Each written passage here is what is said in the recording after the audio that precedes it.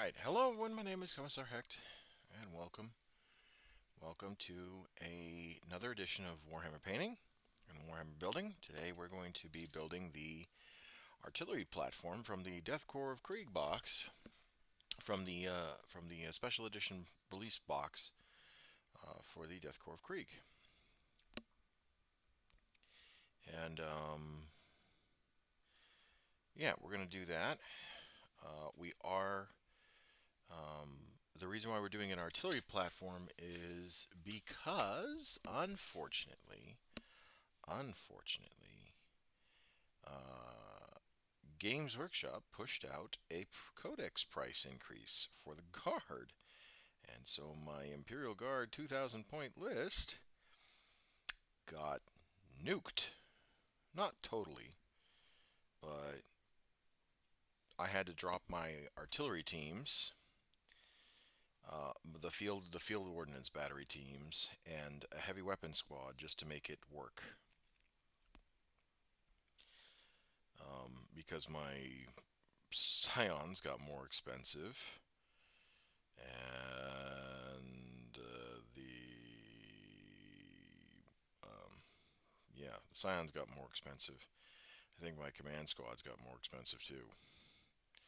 So, oh, and the Cadian heavy weapon squads got more expensive as well. So, yep, kinda sucks.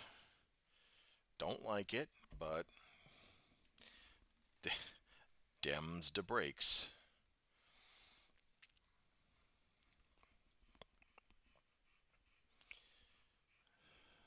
So, unfortunately, that's kind of what we have to work with for right now.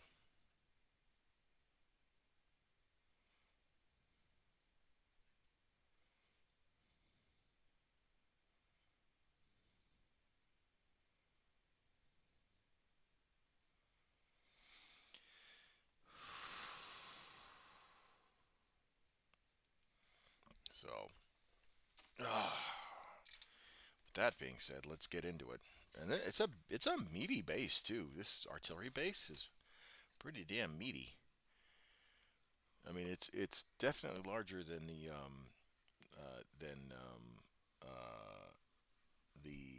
Sentinel bases. The Sentinel bases are fairly big. I can find them, but they're about, Sentinel bases are, a little bit larger than this. Actually, compared to, oh, this will be a good chance to actually compare it to the. That's not it. Oh, I think actually this is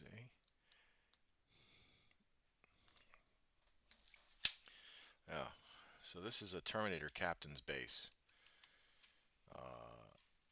So compared to that, that's a fairly large model. So we're gonna be we're definitely gonna be enjoying building this together.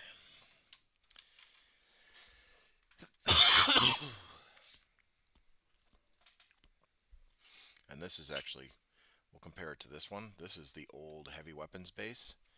So as you can see, this is the old heavy weapons base and old Sentinels base. So as you can see, it's a fairly large kit.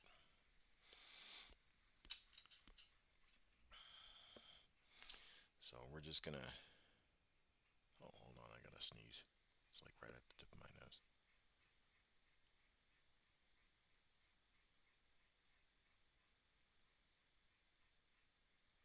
No, it went away. God damn it. So yeah, so we're gonna clip some of these parts out and start building. I'll be listening to some music. Might sing. I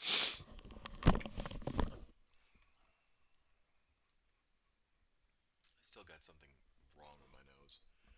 And it'll be a short stream tonight. I might do some painting with the Manticore missile batteries, but realistically, probably not. Just because I've got a lot going on.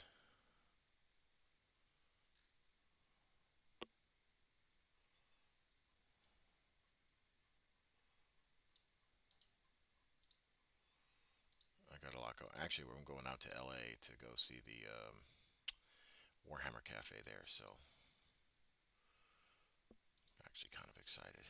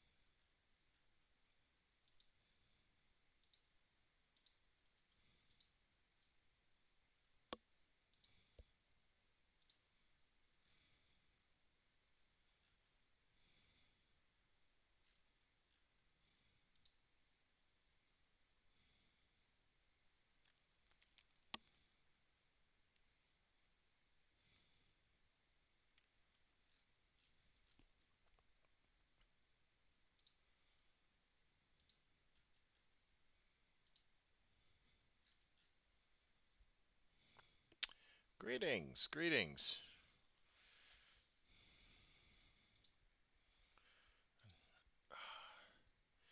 By the way, Zed, I do appreciate your assistance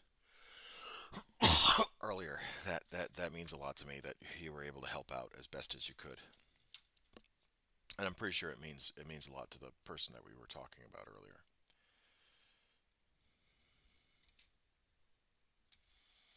You're a good man, my guy, and I am glad to keep you in my company. I did. Thank you.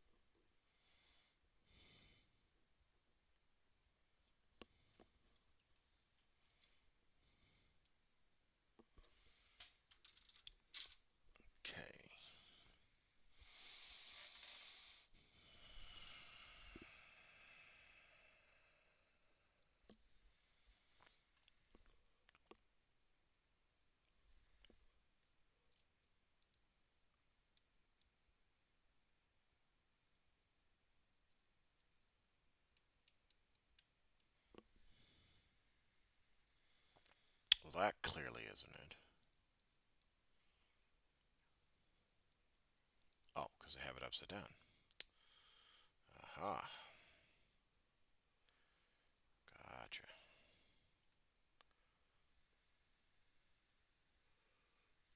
All right.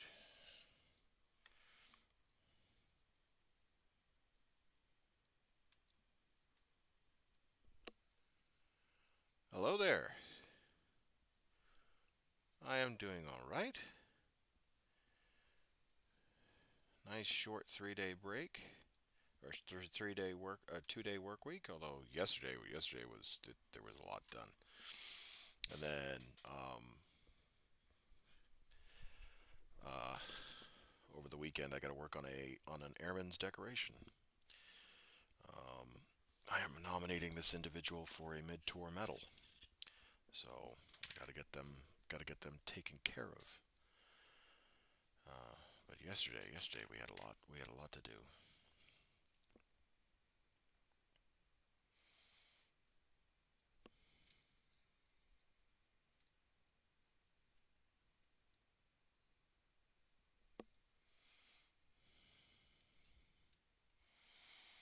Yesterday we had a lot to do.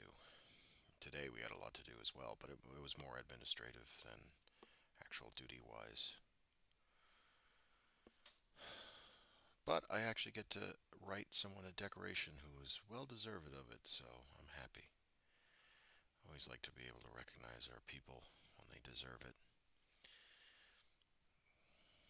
You know, it's not all blood and guts and brimstone.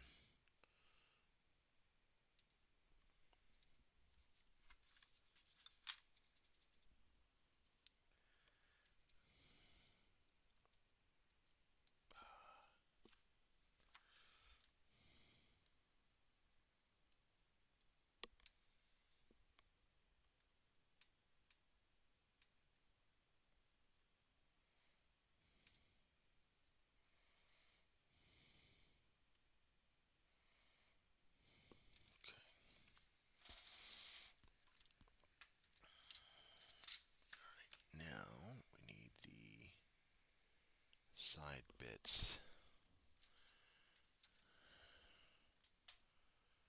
So we need the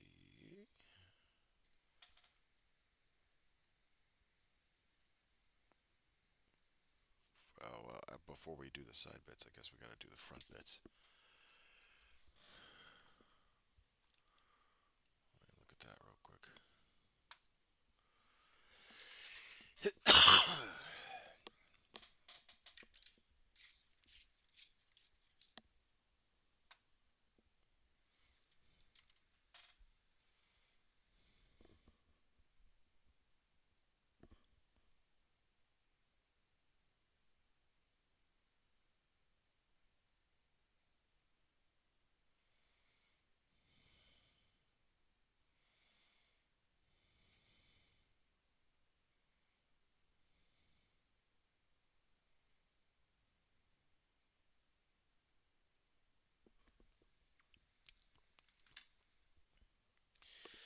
There we go.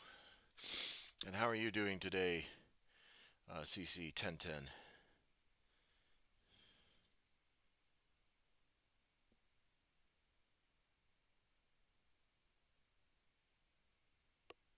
the hell is that piece?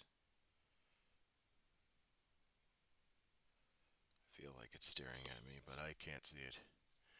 I am building an artillery, a field gun. Well, this one is actually a field gun. Uh, this one's an artillery team, and not the field ordnance battery that the Cadians have. This is like the Krieg artillery team. Although I'm going to model them as my regular army. Okay, where the hell is that piece, though? I feel like it's staring at me. Yes, it is. It is staring at me right in the face. Mocking me.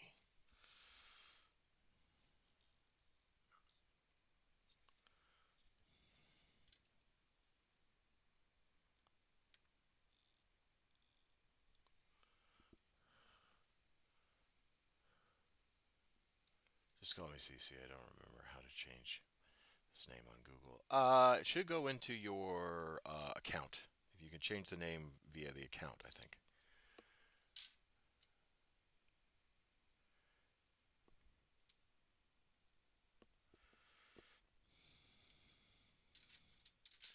But I think you can only do it a certain amount of times. I don't think you can do it constantly. So if you do end up finding the name to change in your account, make sure you're okay with the new name change.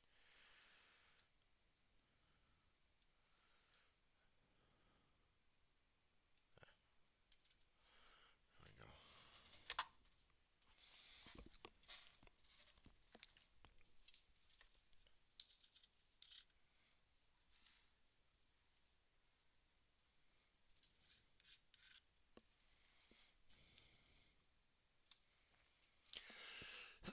Oh, excuse me.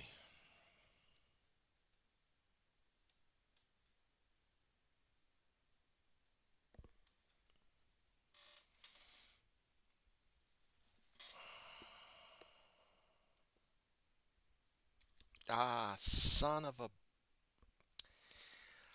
Ow. Of course my hand wants to lock up as soon as I'm, like, doing something finicky.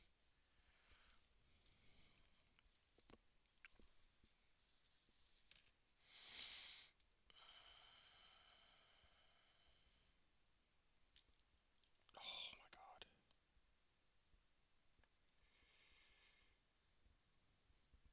There we go. I got it in the end.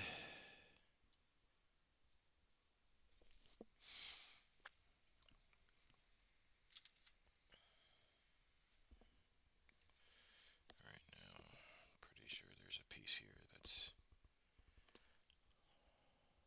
It is.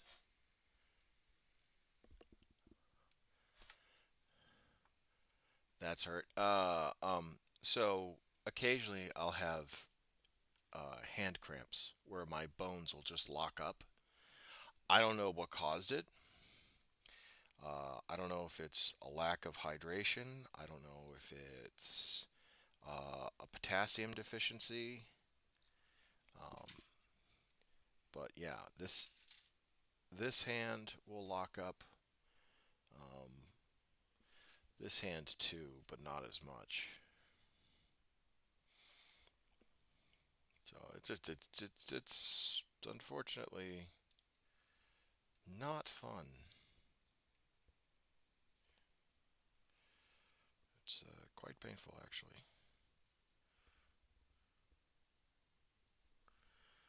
It'll happen a lot when especially if I'm doing like a 24-hour live stream and I'm painting and building models and all that stuff. That's when it'll really show its ugly head,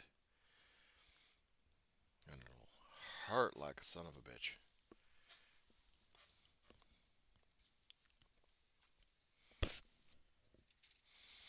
Ooh.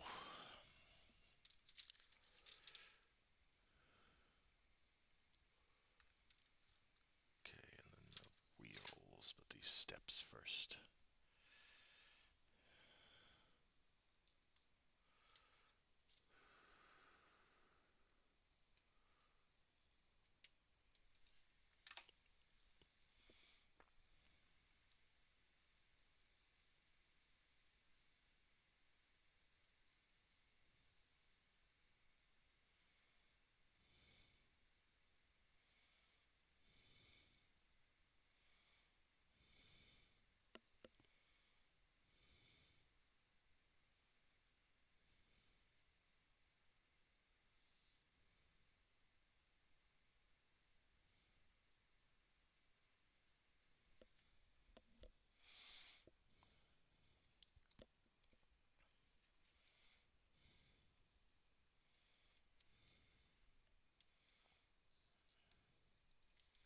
Try. I like that song, but let's do something else.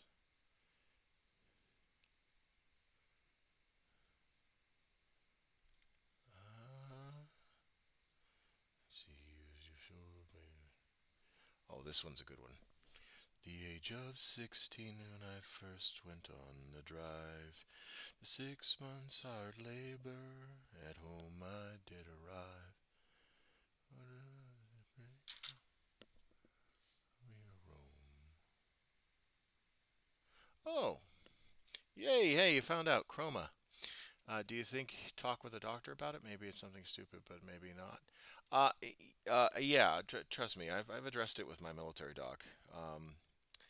Uh, because it's so temporary, and there's no way of pinpointing what happens to trigger it. They feel that it's just, it could be arthritis, but um, like some sort of arthritis, but they don't know. It's one of those random aches and body pains when you're past 30. Part of getting old. When it starts to become more persistent, then I'll definitely start looking at it. But right now, I don't need to worry about it.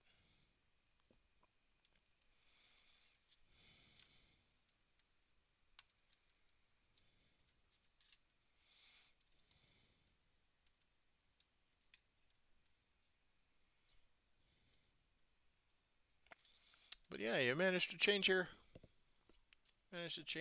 what's called your handle. Good. Glad. Seen when I first went on the drive. 6 months hard labor. At home I did arrive. The pretty girl who caused me to roam. I look like 20. Oh, you are a treat to flatter me like that. When I'm 38 actually. Uh, Thank you for the flattery, but I am not 20. I have not been 20 for almost 18 years. Actually, no, for 18 years.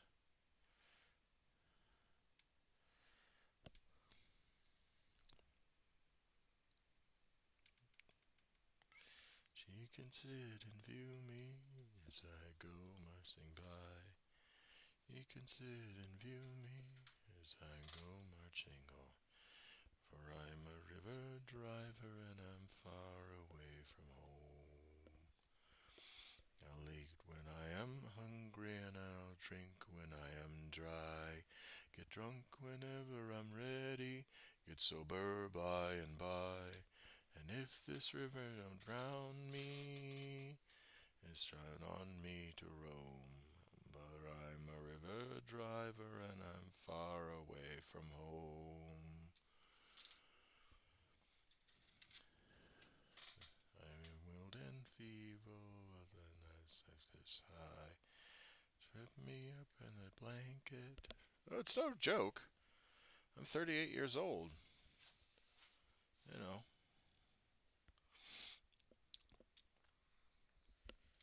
I'm far away from home. I'll eat when I am hungry and I'll drink when I am dry. Get drunk whenever I'm ready. Get sober by and by.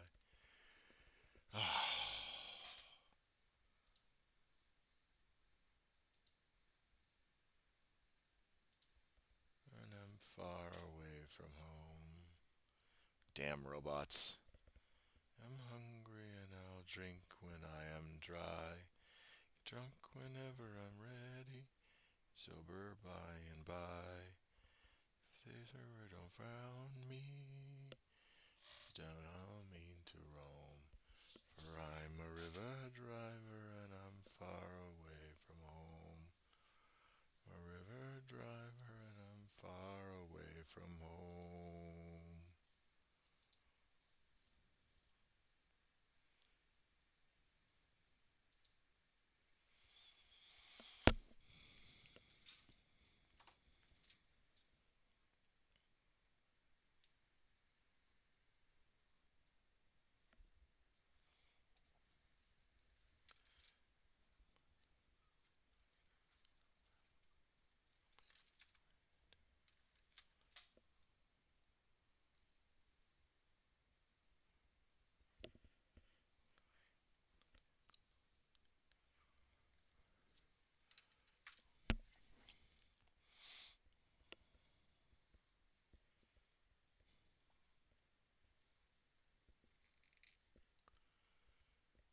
How are the beautiful vehicles of the Astral Charm? Well, we finished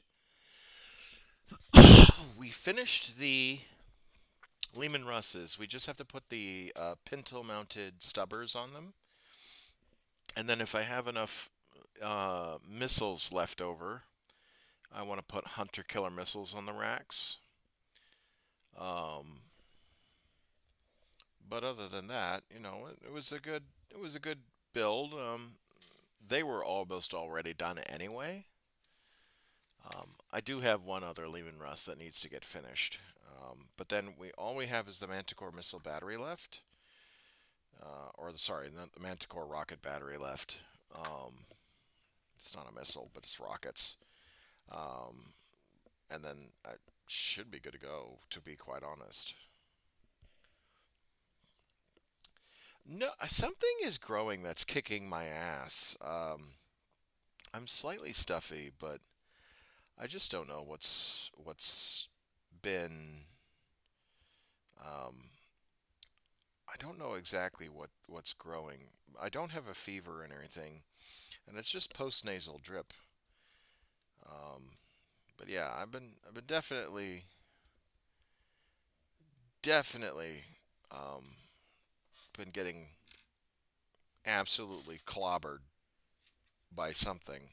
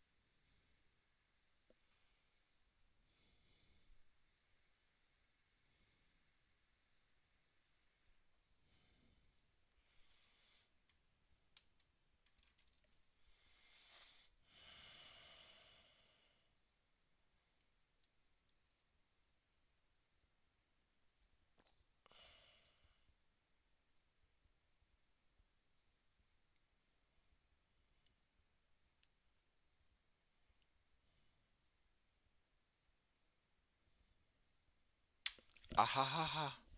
Damn it! Uh, when did you? Hold on. I gotta read that again because I'm just trying to figure out what you just said.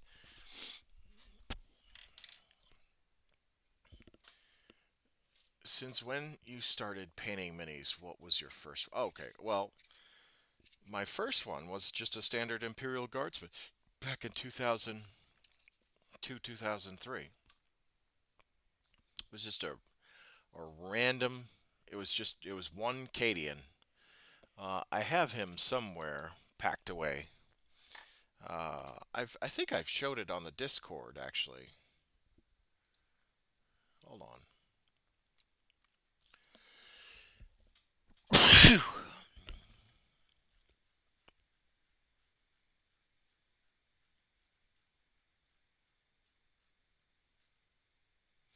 Yeah. If you see an art gallery, uh, February 19th, um, day one versus one day. Um, the first picture, the gray guardsman on the right with the base that reads H1, that's my first mini versus one of the more recent Cadians I built. and then the most recent officer I painted versus the first officer I ever painted. So that was my first mini ever.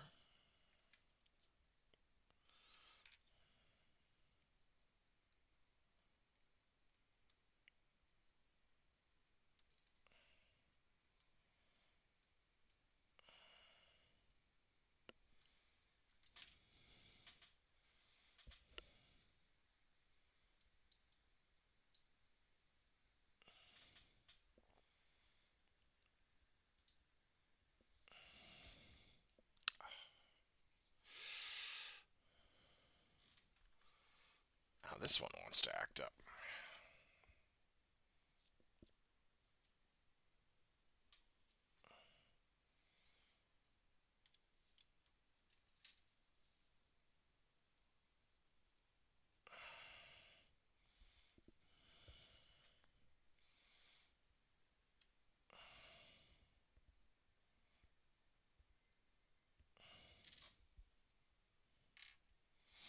So I'm trying to keep the carriage, the gun carriage, as modular as possible, just so it can prime easily.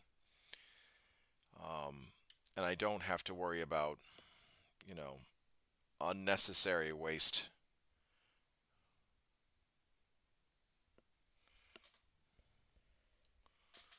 Um, Plus, I can effectively paint the model better um, with it being modular after it's been primed.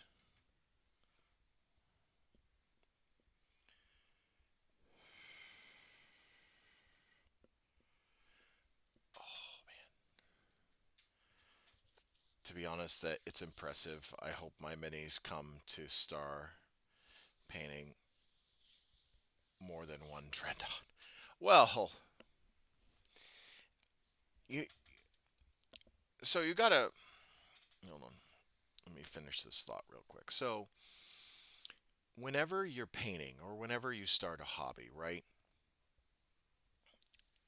It's always daunting, particularly when it comes to like painting a large army, right? I mean, I love the Imperial Guard. I love collecting the Imperial Guard. I think the Imperial Guard is the probably one of the better armies, more satisfying armies to play. The difficulty, particularly now in the hobby, is that it's very expensive, and to have a decent sized guard army to where you can have enough pieces in your army to rotate out and refresh your roster every once in a while, that in and of itself, it can be very expensive. And there's a lot of models. I mean, in my 2,000 point list, actually no, I take that back. Let's talk my 1,000 point list. In my 1,000 point list, here I'll pull it up real quick. In my 1,000 point list, okay, I'm off by 10 points, so it's 990. Okay, I have a Krieg command squad, a Militarum Tempestus command squad, one, two, three Death Corps of Krieg, two tanks, and two Tempestus Scions. That's it, right? That's my 1,000 point army. So if you were to look at it, so one, two, or so that's so for the characters, that's 10 models apiece. Actually, that's 11 models apiece because the Krieg command squad has one higher. Um, so 11, 31, two tanks, 51 models. Sorry, not 51 models, 54 models. Or no, 53 models, right? Because the two tanks and then two 10-man squads of scions, right? That's a lot of points. Okay, that's a lot of guard for such a low amount of points. My 2,000 point list is even more impressive, right? So the 2,000 point list, you have oh, we got a little bit of an ad break, so hold on. I only make a shelf for minis. Oh, no, that's fine. Look, if you collect uh, just to display, totally get it.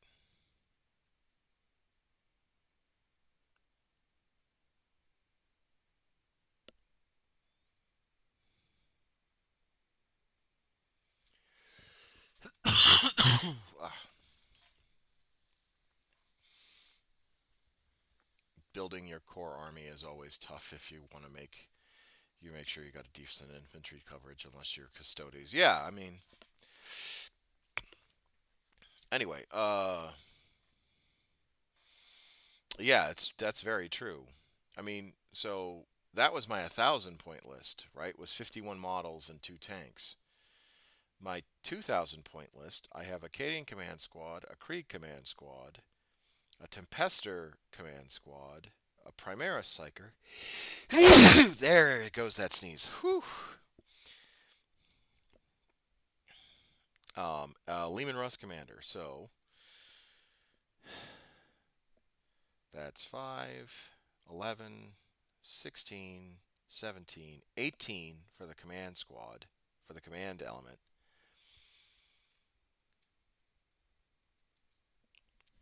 And then 1, 2, 3, 4, 5, 6 Death Corps of Krieg at 10 points apiece. Or sorry, not 10 points, but 10 men apiece. So that's 60. So we're at 18, 60, that's 78. An artillery crew, that's now uh, 79. A basilisk, that's 70, or sorry, that's 80.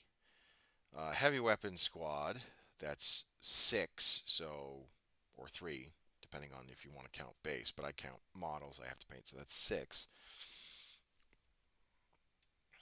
So, is it 80, 80, 86, a Lehman Russ, so 86, 87, 88, and then 3 squads of 10 Tempesters each. So that is 88, 90, 100, and 8, and then 118. 118 models for just. Where do you put all those models? I saw uh, you and the other with a carrying case, but where are all the minis? Oh, well, no, there's carrying cases. I've got plenty of carrying cases. I mean, there's a carrying case right behind me. Um, it's uh, I've got a lot of models, and I'll probably get a bigger carrying case here shortly, just so I can have my guard in one model or in one case instead of spread throughout multiple. I just don't want to retire my old carrying case just yet.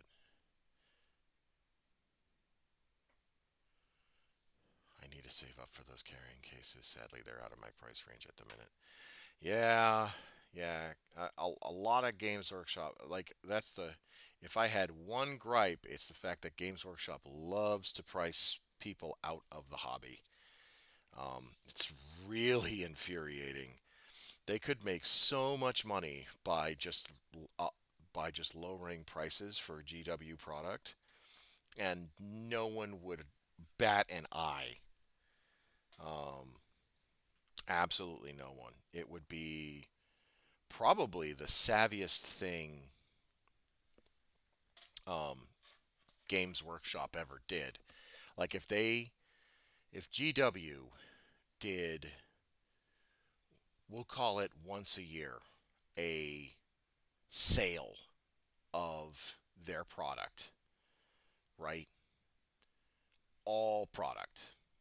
Black library books, models, how to make a cheap carrying case video. I have. I have. Or are you talking to Lexi? Because Lexi does need a carrying case. Oh, she has. Okay, good. Both. Okay.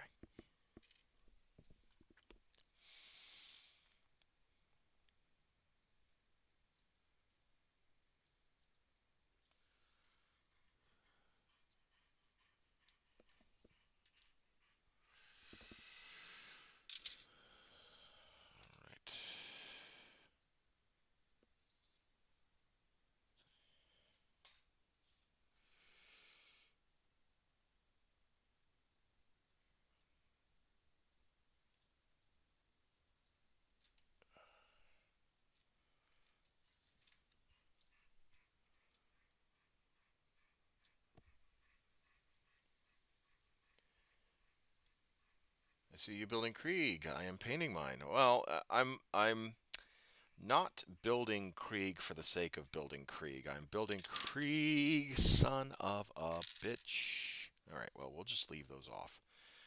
I do not want to be doing...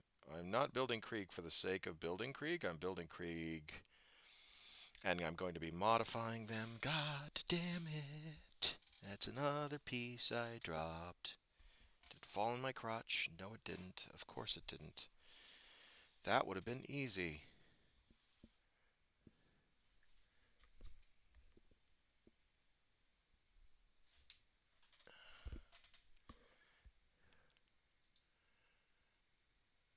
Krieg, son of a bitch core.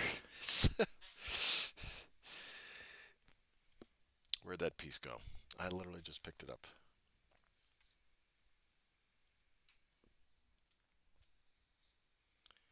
Love those artillery teams. Yeah, so what I was going to say before I was rudely interrupted by dropping a piece was where the hell did that piece go?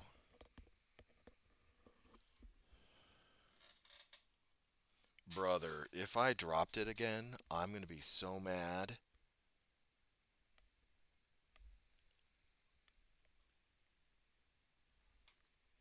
Oh.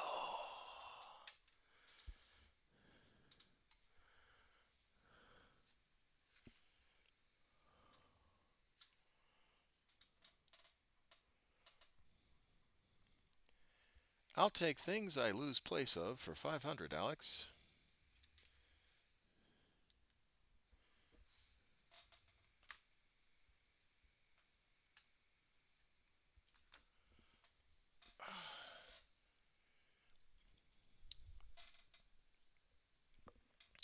I'm glad you liked the reveals. I thought that they were okay. I did not think that they were anything really special. Um, uh, I mean, the Grand Cathay stuff was nice. I wish that they would actually reveal Kislev. Um, that Kill Team box is going to hurt my budget. But, you know, did I drop it? Where the hell did that piece? Oh, it's right there. Jesus frickin' Christ. All right.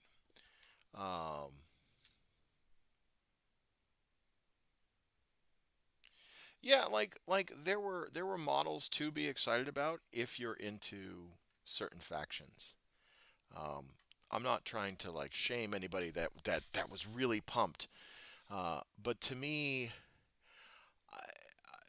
asides Cathay, I really wasn't into everything that they were showing. Like, don't get me wrong, I think that if you're pumped about the Space Wolves or if you're pumped about um, the kill teams, that's cool. Uh, it's the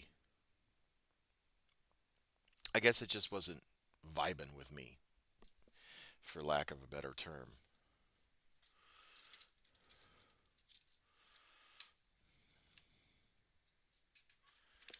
But yeah, I mean, people should be excited.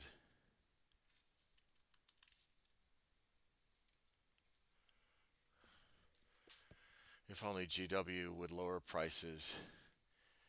the price, or be able to, or even being able in my country. I always want to read a lot of their books. Well, what country are you in?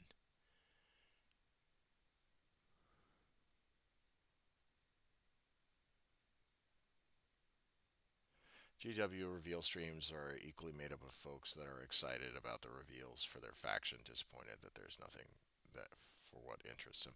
Well, so I'm always happy that when GW does reveals, I guess my gripe, I guess gripe isn't even the right word.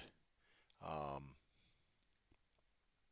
I just wasn't for some reason I wasn't as plussed about the reveals as I was. Like, really, Grand Cathay was the only thing I was like truly excited about, um,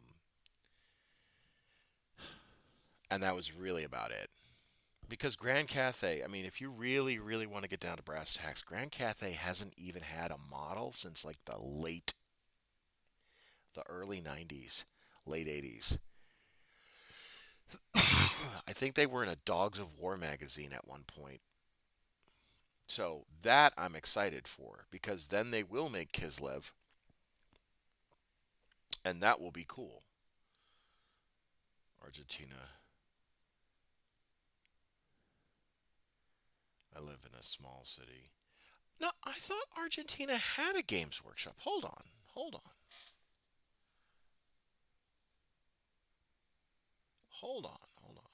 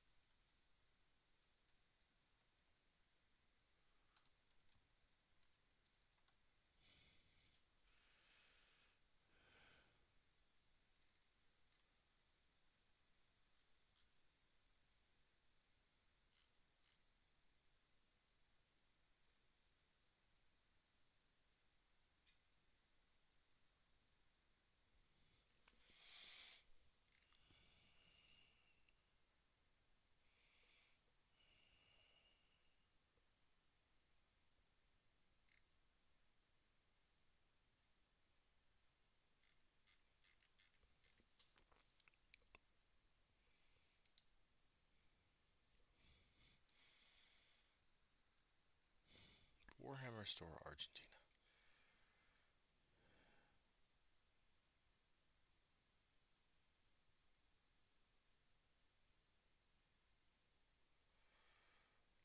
Okay, so while there isn't a designated Warhammer store in Argentina, you can find Warhammer products to tabletop communities through online retailers like You Buy Argentina. Okay.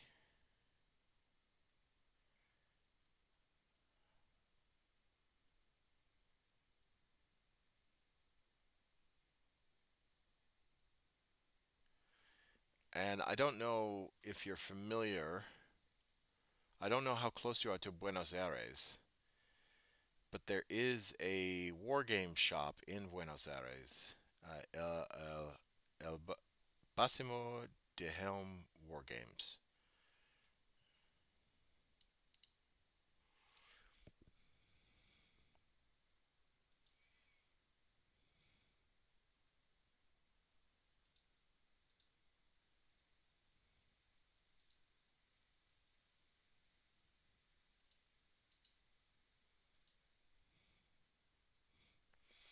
I sent some my in work in progress. Oh, okay. All right. Hold on. Hold on. Let me take a look. I'm actually really excited.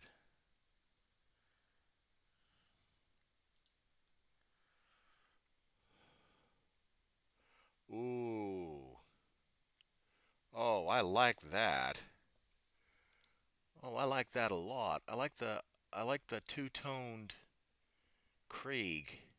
I like the gray trench coat with the or the blue trench coat with the khaki pants. That's actually kind of nice. I also like the silver head or the red head crest. My only gripe is that their heavy weapons are lost cannons or heavy stubbers or a heavy flamer. That's my only gripe.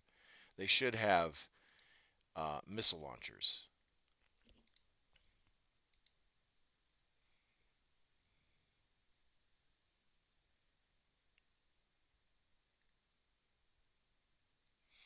Yeah, but that's a decent Krieg army. That's probably what, 500 points? Blue is for infantry, red is for artillery on the helmets. Oh, I like that. I like that.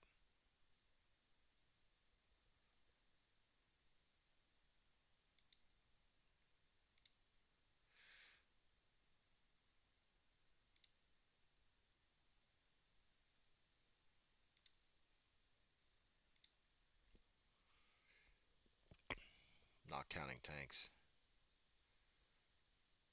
Well, I'm saying like what you've shown so far. That's probably what, roughly 1,000 points, maybe just shy of 1,000. Because you got a lot of Krieg engineers too. And those guys are expensive. Oh, you have tanks. Yeah. Yep, tanks are definitely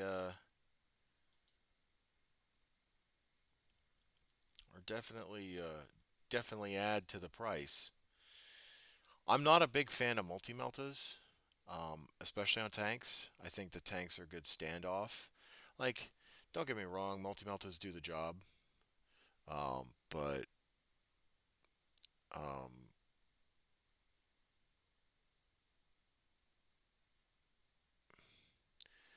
okay, it's late, but watching this makes me want to slap some paint on something. BRP.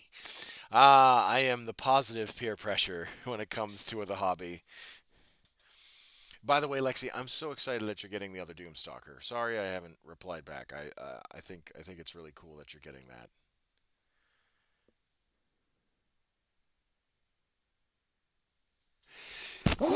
Oh man, I was waiting for that one. That one was like right at the tip of my nose.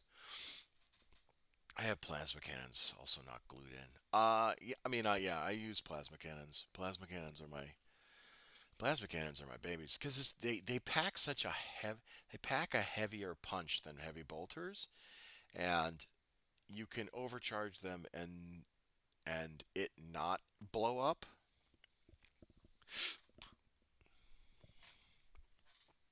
You know, sponsons are not glued, so I can switch out. That is what we call prepping for obsolescence. I would love to do that. I think they're all glued in though. Oh no, they're not. I was smart. So I did that because I do not want to lose to have to build a whole nother Lehman Russ just to make, you know, just to make things happen. The only thing I didn't swap out was turrets.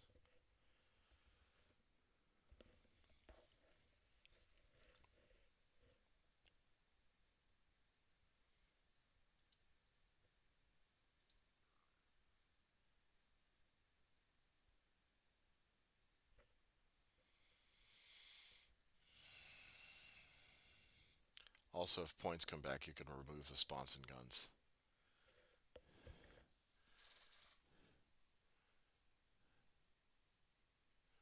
Well, in El Bismo de Helm, they don't sell GW. It seems that from place to place they sell Pokemon. That reminds me here.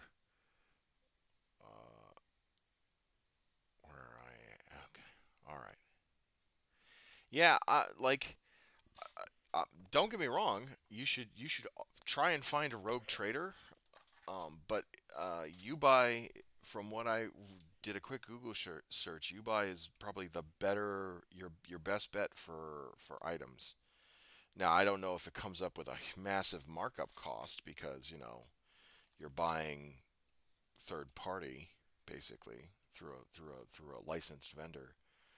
Um, but in the states, if you buy, depending if your local game store sells Games Workshop products, sometimes they do you a solid and knock some price off the board. Um, Not saying that that happens often, but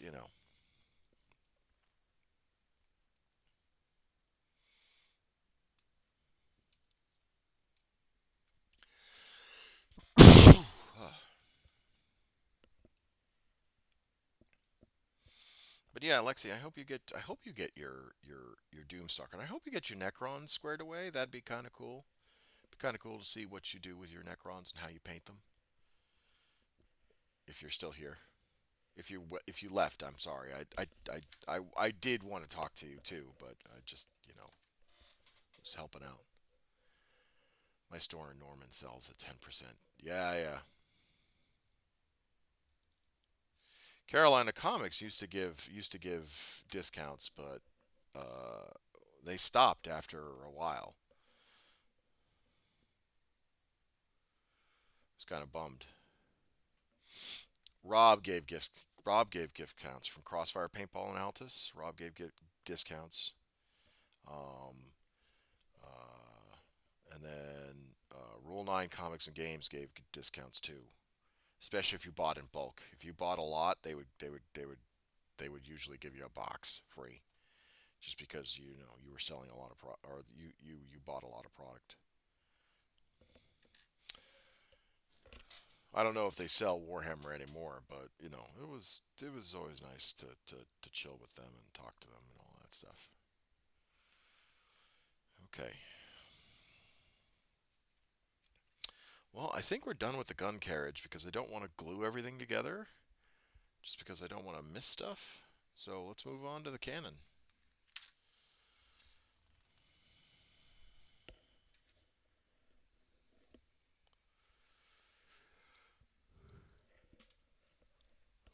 Oh, my lord.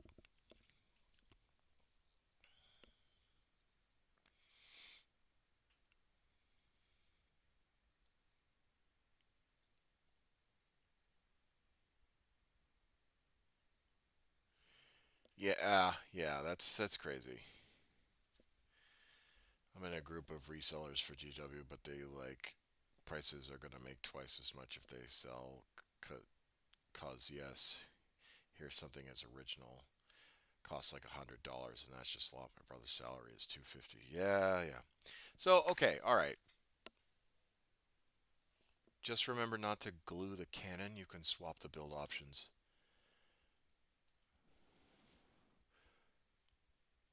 Really?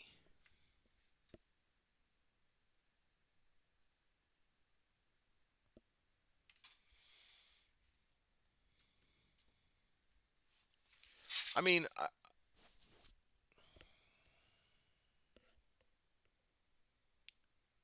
think 3D printing will still be my best bet.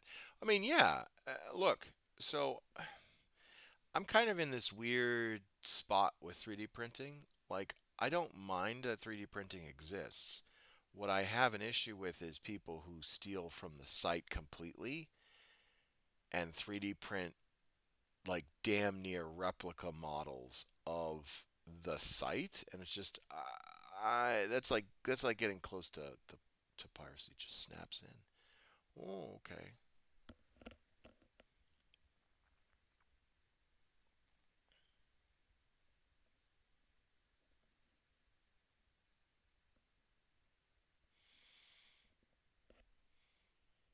I mean, it does. It doesn't look like it does.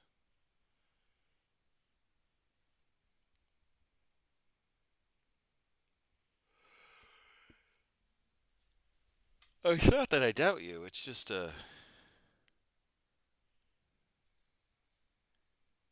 you can even swap the rocket pod out. Oh, okay. Well, the thing is, you're the one who built this first. I'm not gonna blame you.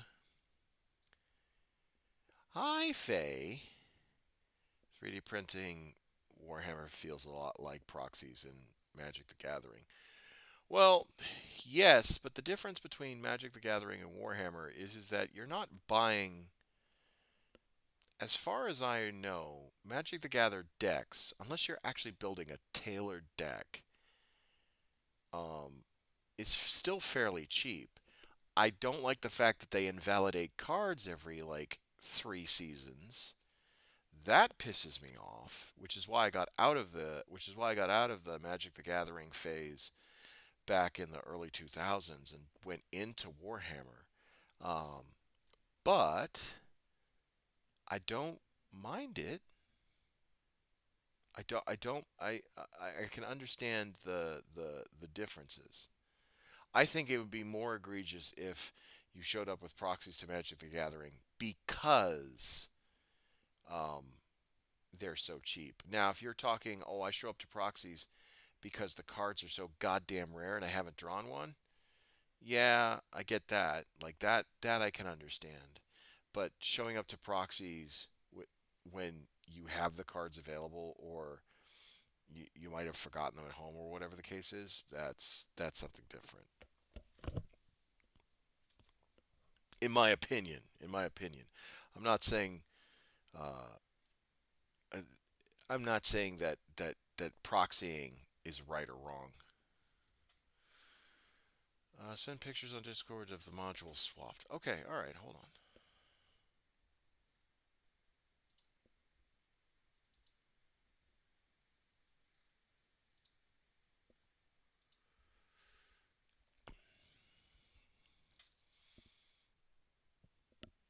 Okay, but there's only one traverse thing, isn't there? Oh no, no, no. There's separate cannons.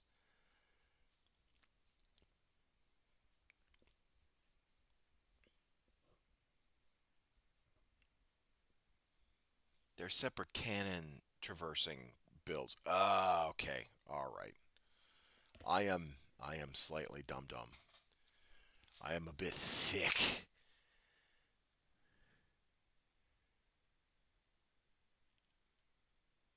I'm just gonna let the proxy shade slide. Well, I'm simply talking about Magic the Gathering. In 40K, like don't get me wrong, I do not like the 40K. Uh, the only choice you have to make is mortar or big gun. I like big gun. I in 40K I don't like the fact that it's so expensive that people have to. I'm just riffing on my Twitch handle. Oh, oh yeah, god damn it. Oh, Johnny, you got me good. I totally blanked on that. Jesus Christ. I'm just saying 40K is fucking expensive, and I wish it wasn't because I think people would enjoy the hobby. But Faye, you were mentioning. Hold on, let me read what you were mentioning. So there's a bunch of cards from Alpha, Beta, and other sets from 94, 93, 93, 94 that are 500 plus each. Each of them are the main point for proxies. They're also not illegally allowed to reprint them anymore. There's a bunch of cards in every format that are 100 plus. There's a bunch of people who are along for the spectrum of chill, but for those that don't care, uh, but from but it's from those that don't care to those who super hate it. Ah, okay. But yeah, I'm not trying to shame anybody that uses 3D printing because like how do I say this? I think 3D printing serves its purpose. Hides his Black Lotus. I think 3D printing serves its purpose because there is a um, there's a level of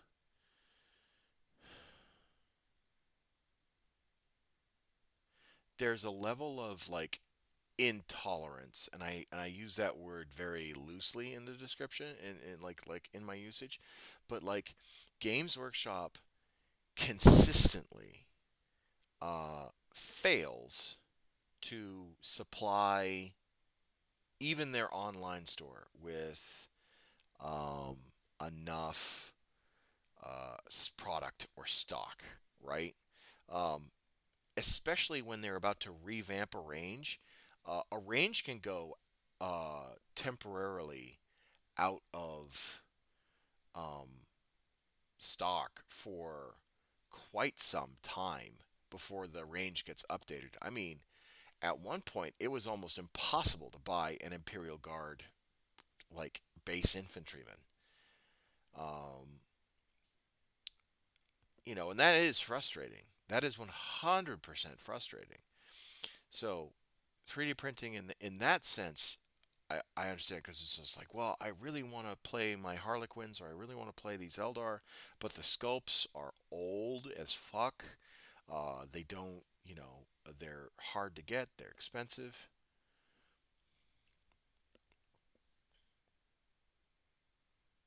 Oh, thank you, Primaris Azrael. 3D printing is great for models that are not supported, like Valhalla and Talaran, etc. Yeah, no, 100%. 100%. Thank you very much for the resub, my guy. That means a lot to me. Oh man, can I dip in and talk about the shit show between Magic? Yeah, you can hop in. I mean, I'm not as well versed in Magic as like other people, so and I don't know how many people in the chat are versed in Magic, but yeah, you can dip into the chat. You could dip into voice chat. I mean, this is a 40K stream, but I don't mind talking about everyone's hobbies, particularly if people are passionate about it. Let me just empty or clear my headphones. Those secret layers. Secret layers. Okay. Okay. So it is a subproduct that is directly made by Wizards of the Coast, Okay. where So they take. So initially, it was wholly unique cards. Like one of the first ones was their first crossover outside of any any WotC IP, where they crossed over with The Walking Dead. that was back in what, 2000 and I want to say 2019. yeah, I was about to say because they didn't start doing crossover product. They did D&D, but I think that was back in like 2024 or 2023, something like that. Or maybe it was Yeah. Lord of the Rings I was thinking of. But yeah, Um, yeah, yeah. but the secret layers were initially they started as we have a limited supply. You have to order them online. If you get them, you get them. If you don't, you don't. Right. Which I initially disliked because the one of the Walking Dead one was these cards are wholly unique. They're not reprints. They're not remakes. If you don't buy this, you can't get this type of card without paying somebody else to buy theirs. Oh, so it's FOMO. Yes. It's 100% Um, FOMO. See, that's another reason why I don't like Wizards of the Coast or Magic the Gathering. but they got better about it. So they agreed that every card that was wholly unique out of a secret layer would then get a different version of it that you can get out of booster packs. Okay. And I was like, okay, there's my only issue with secret layers gone. Most of them were all just unique arts. They would get artists to come in and do a series of cards, see if there was an artist you liked. Um, there were some weird ones like vaporwave lands, or they had a series of lands with Bob Ross art. Oh, that would be Yes. pretty. Oh. So a lot of them are really cool. Some of them are cool, unique, interesting, just different ways to bling out your deck. And then they improved on the system by making it made to order. They said it's going to be a little bit longer before you get the product, but we're going to have it open for 2 weeks and you can put your orders in and we'll ship them out once it's over. And that was kind of the best because they were getting pretty quick about shipping them out afterwards too.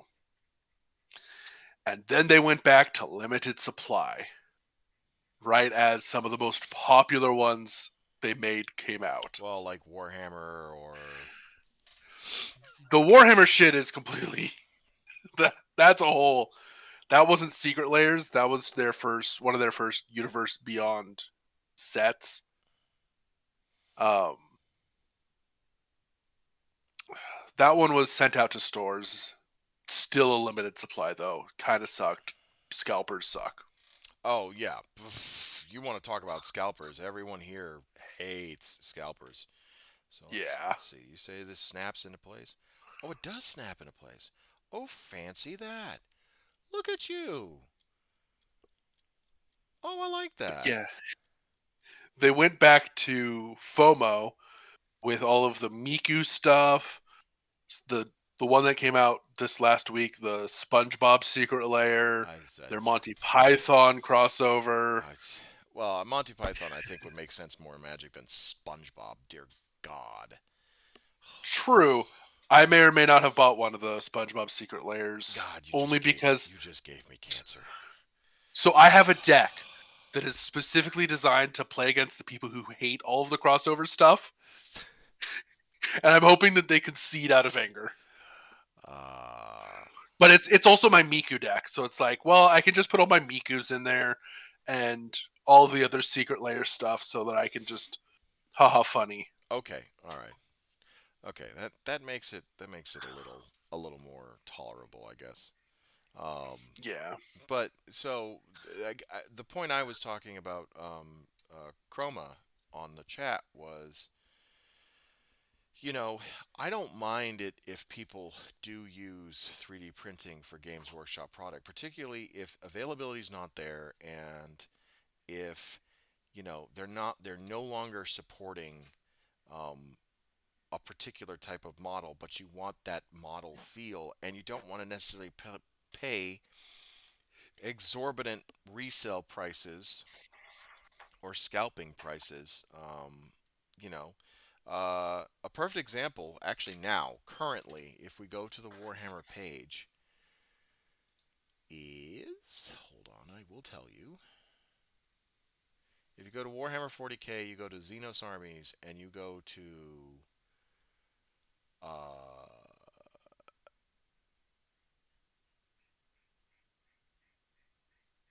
I wanted to let you know because the next edition, another option will be more powerful. Oh, I appreciate that. I really do.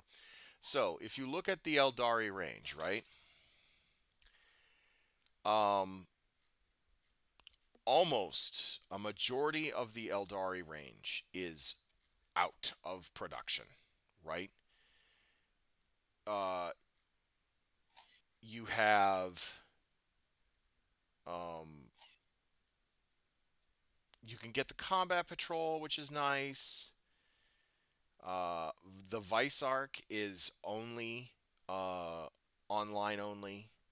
Um, you can get the Harlequin troop, um, but that was just recently, what's it called, restocked. That was out. That was out of temporarily out of stock. But then you look at um, Reavers are out of stock. Witches are out of stock. The support weapons are out of stock. The Autarch is out of stock. The Rangers are out of stock. The Avatar of Cain is out of stock. Shining Spears are out of stock. Storm Guardians are out of stock. The Yakarne, the actual like, um, the actual like, the Eldar God of Death, that's out of stock. Mogam Ra's out of stock. The Death Reapers are out of stock. The Guardian Defenders are out of stock. The Warlocks are out of stock. Yvrain is out of stock. Incubi, Howling Banshees, Jane Czar, the Raider, Dire Avengers, Wind Riders, Warlock Skyrunner, Farseer Skyrunner, Eldrad Uthron, the Hemlock, the Crimson Hunter, the Venom, the Craftworld Wraithlord, the Wing Artok, the Void Weaver, the Sky Weavers, the Solitaire, the Shadowseer, the Death Jester, the Star Weaver, the Farseer, the Viper, Fuegan, Baharoth, Lycus, the Swooping Hawks, the Fire Dragons, the Sporp Spiders, the Kill Team, Blades of Cain, the Kill Team of Corsair Void Scarred, and then of course the Titan, the Eldari Titan, is out of stock. So 1, 2, 3, 4, 5, 6, 7, 8, 9, 10, 11, 12, 13, 14, 15, 16, 17, 18, 19, 20, 21, 22, 23, 24, 25, 26, 27, 28, 29, 30, 31, 32, 33, 34, 35, 36, 37, 38, 39, 40, 41, 42, 43, 44, 45, 46, goddamn 47. Uh, yeah. Now it's only 47 with the Forge World Titan. It's 43 with just the regular models, and that's the entire range that's gone. You know, um, which sucks. It really does, because people really want to have their models. And with the Eldar, and this is right before obviously they refresh the model range, but that's still pretty crippling.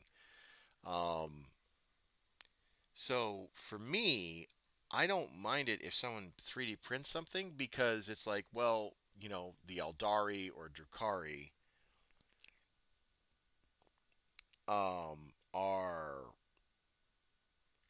are going to be out of stock for quite a long time, and if you want to modernize and refresh your army, it's gone.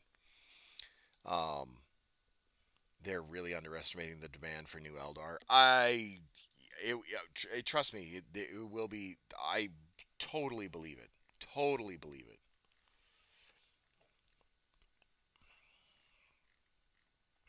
You don't have to ask me. And if you look at the Drukhari, right? So the Drukhari the Drukhari, they've got 1, 2, 3, 4, 5, 6, 7, 8, 9, 10, 11, 12. So they only have 24 models in their range. 12 are out of stock. So half of their stock is gone. That's it's kind of gnarly. I'm not gonna lie. Oh, and Lilith is out of stock as well. So 13. GW is really awful at estimating product demand and managing product. Yep, nope, 100% they are. 100% they are. I'm not even going to try and defend them. Um, like, I get it. I, I get it. Um, it's always going to be hit and miss which factions are popular and which ones aren't. But um, I don't. Uh, I just don't. I don't like the fact that 40K Warhammer in general, Games Workshop in general, is so fucking expensive. Um, and for no goddamn reason, right? Like, they just want to sell out the big boxes. Oh, facts. Facts. Facts. 100% facts. Like, where's the lie? Um, so, um, so as far as 3D printing goes, like I'm partial to it. The only thing I don't like is when people 3D print an army and it looks like the army straight off of the Games Workshop website. Um, that I don't like because that is, you know, pretty much low grade theft at that point.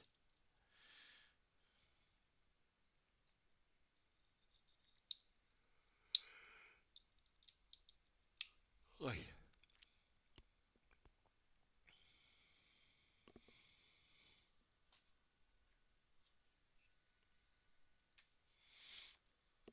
because it's pirating.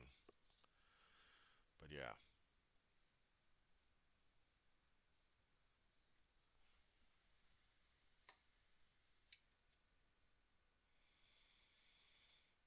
they also don't want big boxes in stock because they're a good discount. Oh, 100%. Well, oh God, who is it? What's the YouTuber's name? Hold on.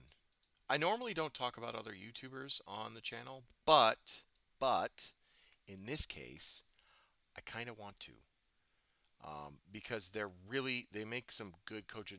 Discourse Minis. Discourse Minis. They have a video. Hold on.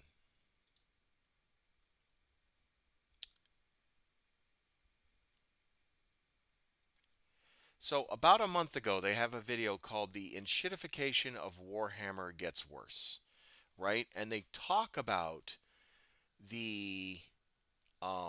they talk about how the start collecting boxes and the combat patrol boxes are yeah, discourse minis, and then they also do discourse D&D, or dungeons and discourse, right?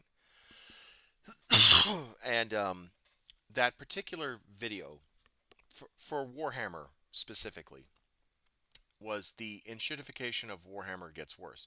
And basically it was her gripe because her gripe was basically saying, look, the start collecting boxes aren't the combat patrol start collecting boxes aren't um, what's it called? Aren't the deal that they were before.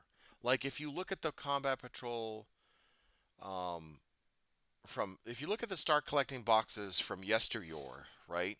From years past, uh, they were at one point a bargain. Um, and then shortly after, I want to say it was like 2015, Guard used to get a Lehman Russ. Yeah, well, they used to get a Lehman Russ back in 2023, or sorry, 2022, or sorry, not 2022, 2003, 2002. Um,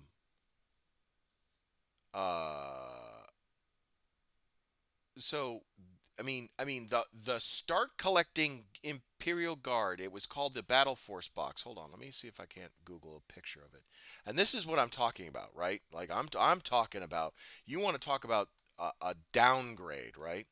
So Battle Force 2002 start guard.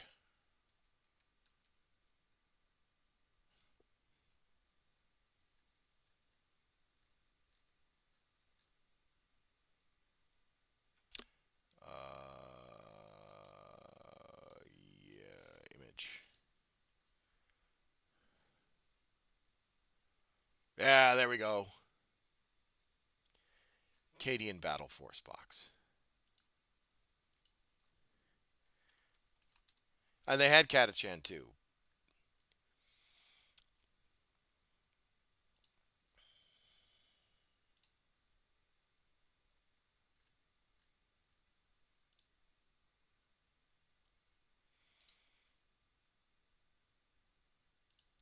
Hopefully you can see this, because I'll try and link it in the chat, but hopefully you can see this.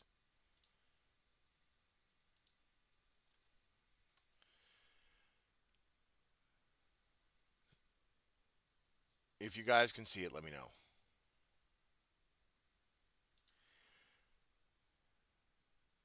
Now you get 10 Rough Riders, lol. Yeah, yeah. So, but this is what I'm trying to get at, right? Um, the old guard Battle Force box back in, like I said, 2002, 2003. You had 10 guardsmen. Or sorry, you had 20 guardsmen, 3 heavy weapon squads, terrain, and a Lehman Russ. And then, shortly after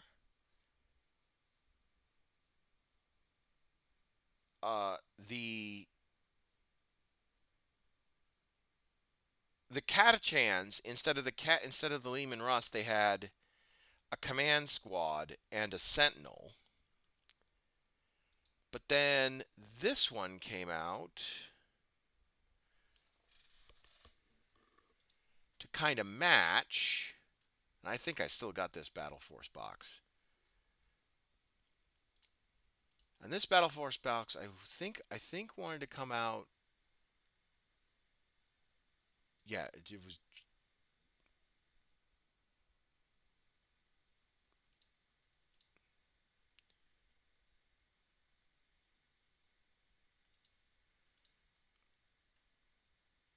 I'm pretty sure that wasn't January 2003.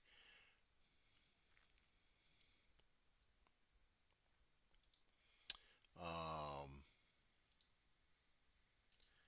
and then this Battle Force came out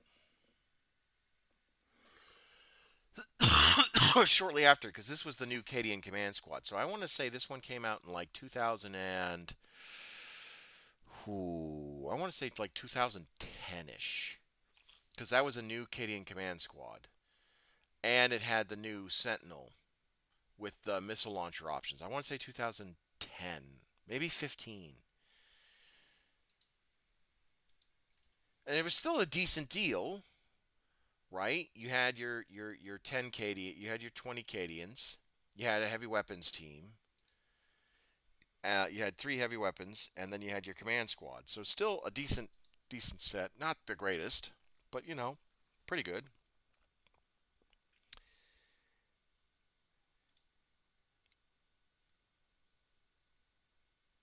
And then uh, after that, it was your start collecting, and your start collecting was even more of a downgrade. It was 10 guardsmen, a commissar, a heavy weapons team, and a tank. And I say it was a downgrade because uh, you could buy the start collecting set, and you could you could continuously buy the start collecting set, and you'd have enough. You'd have a tank, guardsman, a heavy weapons team, and you could build an army off of that. But after like the third commissar, you're like, bro, and the third Lehman Russ, it wasn't worth it, you know. um, and now the combat patrol, the most recent combat patrol for the Imperial Guard.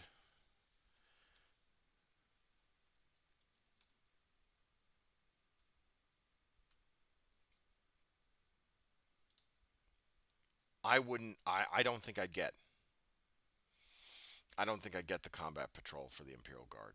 Like I'd get the other combat patrol because the other combat patrol. Oh no, not this one. Oh, gross.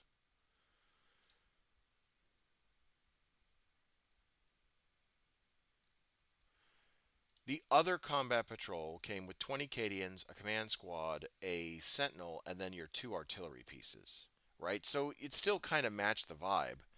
Um, uh, but this new combat patrol comes with, you know, 10 Attilan Rough Riders, Kazarkin, and a command squad. And the Kazarkin are, Kazarkin are okay, but it's just like I don't need I don't I can just buy the Kazarkin by myself. I don't necessarily need Attilan Rough Riders. And they wouldn't match my what's it called? They wouldn't match my army, right? I don't even if you look at my rosters, I don't have Attilan Rough Riders. If I had made a Death Corps of Krieg army, I'd use Krieg. You know, you can't even attach the command squad to the Kazarkin. Yeah, exactly. The single thing that none of this army works together.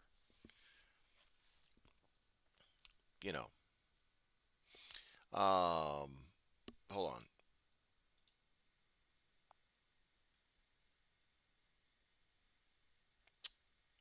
I like the analysis Aspect Tactics makes with the new box set where he gives a breakdown cost per value point.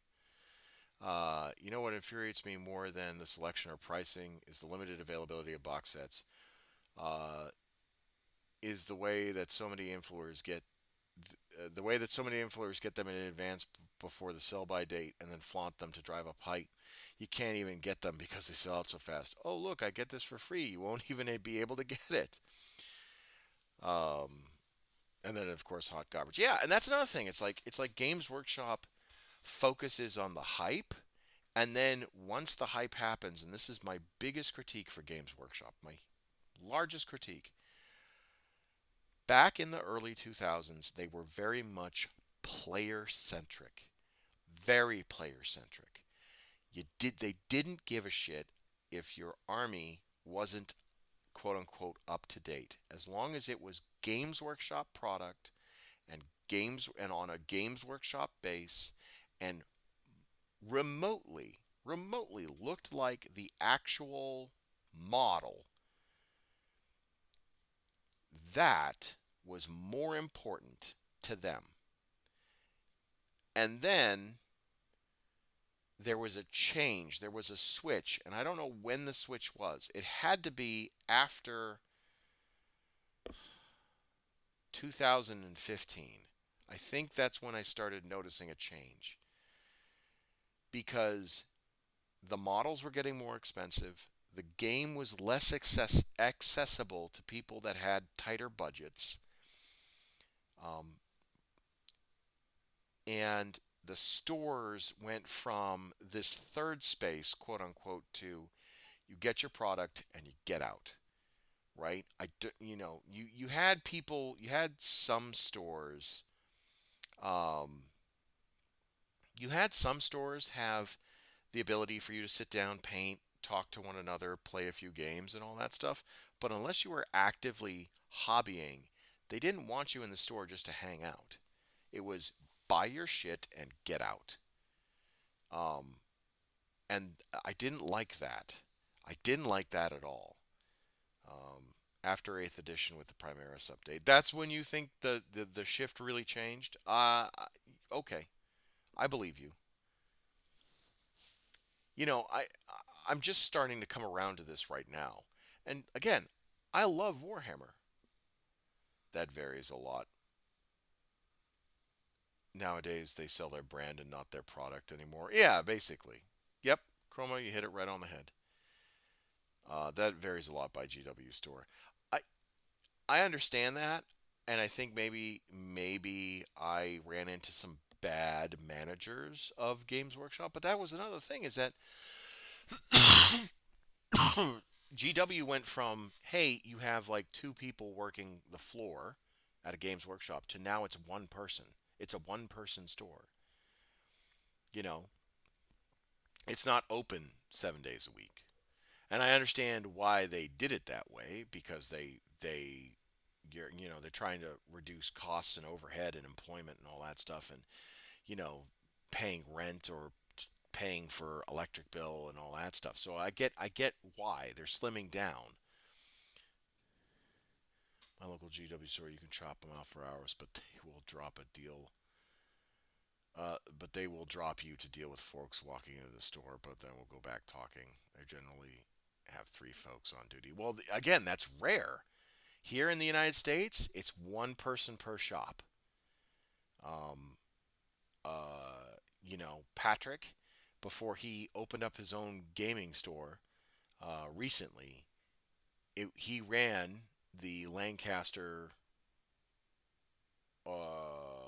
He ran the Palmdale store, the Warhammer store.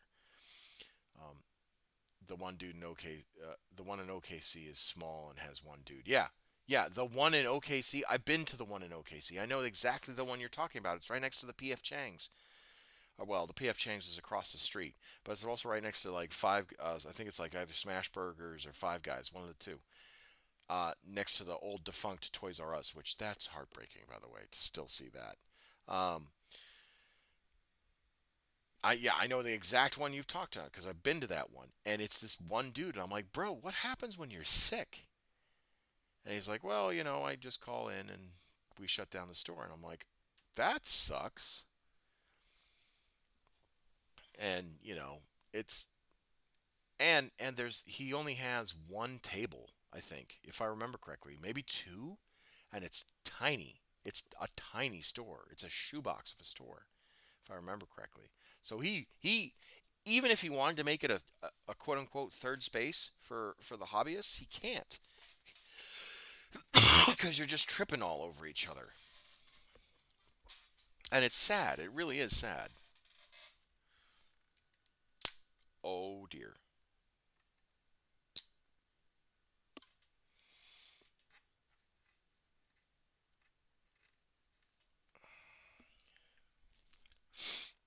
Recovered it, but that kind of made me mad that I cracked the plastic on that or the vinyl. But anyway. But yeah, I think that's my biggest gripe when it comes to 40K and Games Workshop as a company. My local store has a lot of tables so people can hobby while others game. Yeah, and that's the thing is that like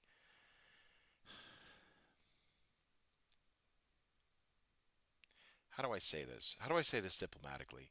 I think Games Workshop Warhammer is really really trying to sell a brand, which is fine. They're a company, they're supposed to do that. They are supposed to make as much money as possible. But I think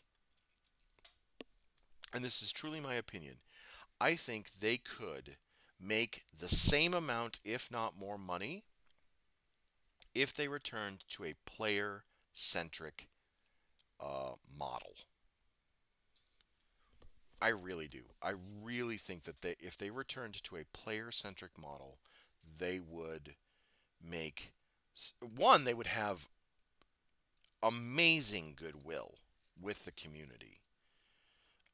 And then two, um, you know, them making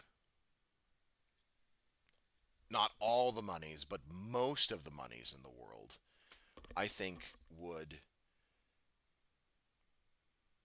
um, would really generate more traction, because the thing that makes the most amount of money, and let's be real, it's not returning players. It's your new player base that just shows up and is like, I saw this and this was really cool and I want to play the game, or I'm interested in the game.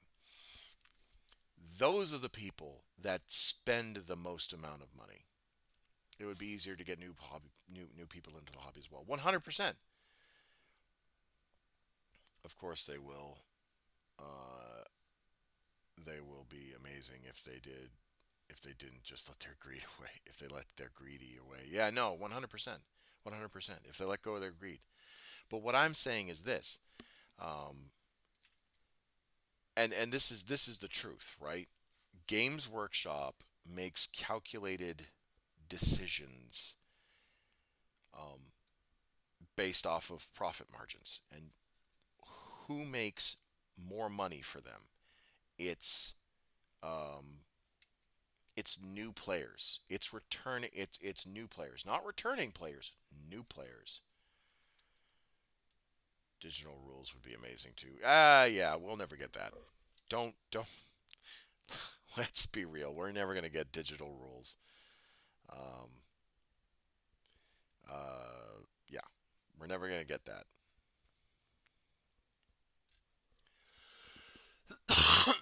Space Marine 2 really surprised you over how many people, new players, uh, push sales. No, that's another thing. It's um, God, I was gonna say something profound. Oh, I lost it. Oh no, I got it. I got it. Sorry. I thought it died lonely. I thought I had a cogent thought. I thought it died lonely. No. So Games Workshop has made a calculated assessment. And for us returning players, we're not the big money makers. We think we are, but we're not. Because realistically, yes, we drop a lot of money on our plastic crack. Case in point, right? And yes, we do make a lot of purchases when new editions come out and when new codexes come out and when armies get revamped. Case in point, right? But we do not spend the same amount. We actually spend less than the returning than new players, not returning players, new players. Um, we spend far less than new players because, allow me to show you what I mean. Just a visual representation. Right there. Right here.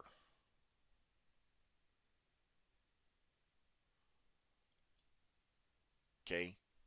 I still have hex paint pots that are still good, still valid, still work. Paint is still coming out of them, right? They're going to run out soon, but I mean, I don't need any paint. Don't need any paint, right? Don't need brushes. Got plenty of brushes. Most of them I bought damn near 10 years ago that I have that are just on the roster just in case one of them um, you know one of my brushes just breaks, right? I still have a red Games Workshop brush, right? This is a red Games Workshop brush. It is a, if it'll show it. This is a red Games Workshop brush, large detail. Bristles are still good, right? A little worse for wear, but you know what I mean.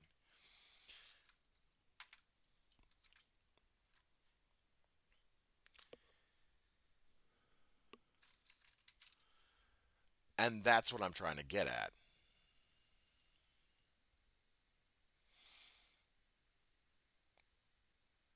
Yeah, unless you're in the tournament circuit, uh, which at that point you cycle through armies like crazy, but that's a small fraction of the community. Yeah, we're only buying models. Yeah. Azrael, you've got it right. We're only buying. We have a ton of models that are still relevant to use. We only buy models if they update them. Yep, 100%. 100%. And why do we buy them? Because they either make the base sizes bigger or smaller. I wouldn't have to buy a single heavy weapons team ever again if they didn't reduce the size of the base for that heavy weapons team. Um, I wouldn't, but they made the bases smaller. So now I have to. They for the Sisters of Battle, they made the bases bigger. Yeah, or make the bases bigger. Yeah. That's the thing, right? Perfect example. Either they make the bases smaller or they make the bases bigger, and then you have to revamp your entire army, which is what I'm doing right now. Um, so the I guess the argument that I'm making, right? The indictment I am making against Games Workshop. Not that I dislike Warhammer or dislike the product or dislike the story. I'm just against. I wish they would go back to the previous models that they've used for their business, which is, hey, we don't have to make all the money in the world. We can make most of the money in the world. Now, I get it. A lot of Games Workshop efforts has been pushing into multimedia. And I understand why they're pushing into multimedia, because if they make popular multimedia franchising, right, then they can make uh, then they can increase their crowd size. Because again, as we've already discussed, and the point I've been trying to make is new players draw in more money than returning players. That's just the name of the game. The new players may not spend as much in one go as returning players, but new players have to spend money on the book. They have to spend money on the codex. They have to spend money on the paints. They have to spend money on the brushes. They have to spend money on if they buy the glue, they have to spend money on the glue, the dice, then the tape measure, right? And even if you have dice at home and a tape measure at home, they still have to spend a majority of that time buying the models themselves and the supplies that go with them.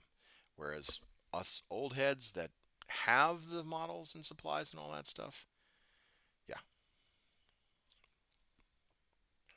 they still have the biggest war game IP by far. Oh, 100%. 100% do they have the biggest war game IP by far. Like, I think the only other IP that comes close to Warhammer 40K is historical battles. So like your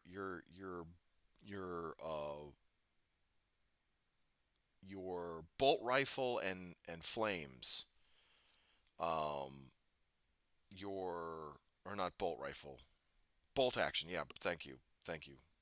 I'm thinking flames of war. There we go. Your bolt action and flames of war, right? Right. That's got a decent sized community. Um, Trying to think of what else.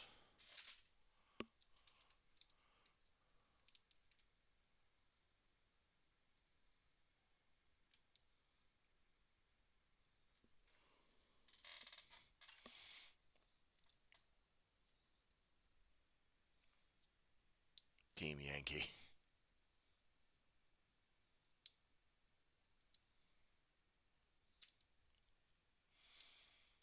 Team Yankee, that's the Civil War one, correct? This is why GW doesn't have to redesign their paint pots. Black powder. Okay, all right. This is why GW doesn't have to redesign their paint pots to the ones. No, Gulf War. Okay. Um,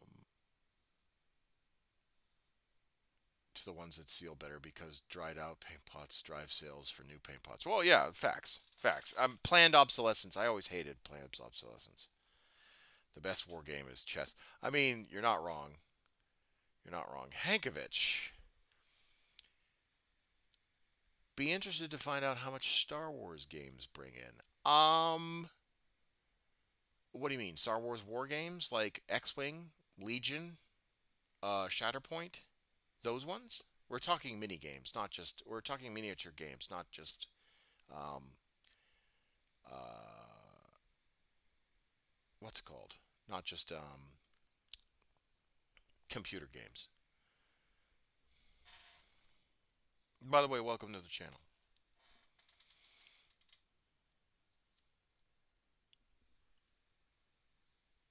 Yeah, seeing people play Armada, for instance, a fair bit of Legion. Well, that's the thing about Armada and X-Wing, and I mean Legion is going strong, but the sad part is about Armada and X-Wing is um, once Fantasy Flight got rid of it, it got discontinued, and then another company, I guess, bought it and made it shittier. So the people that you're actually playing, yeah, Armada is out of production now. Yeah, so the people that are actually playing Armada, they're buying secondhand. They're not buying direct from manufacturers.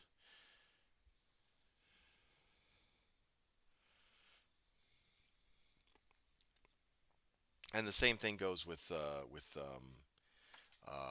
X-wing.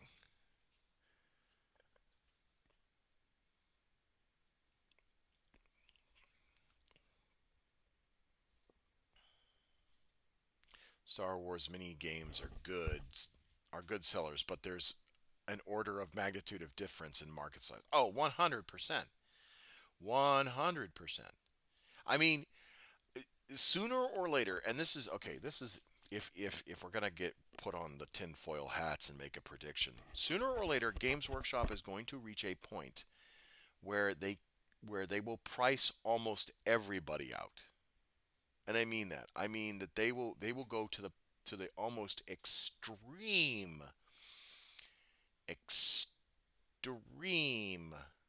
uh, end of like trying to make as much money in the world. And then it's going to price a majority, like not just a majority, but a vast chunk of their purchasing base. The problem with Star Wars versus Warhammer is Star Wars games are all played under huge licensing fees. Warhammer is not. They own their IP. Yeah, facts. Facts.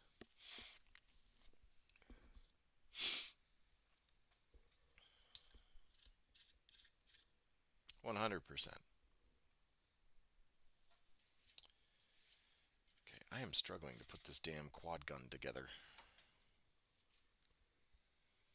I think I'm screwing it up somehow, and I don't know why.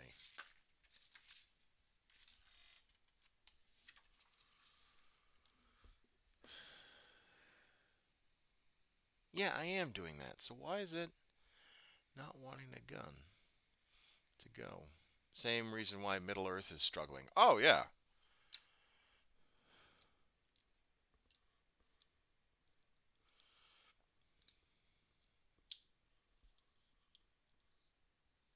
Oh, okay. I made an error, and I almost made an oopsie. All right.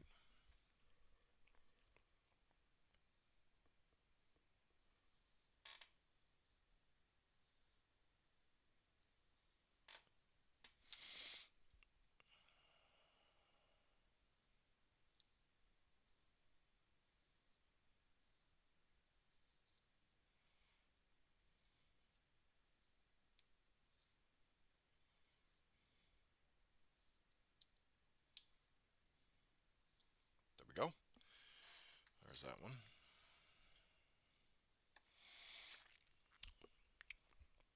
But yeah, but Hankovich. It's a good question to ask. But at the same time, when we're talking about 40K, um, we just gotta kind of have to be realistic. My Middle Earth playing friend likes it that way. GW ignores the IP, so there isn't a bunch of rules and codex churn. Well, I think there's another Middle of Earth tabletop strategy game as well. Like it's not it's uh,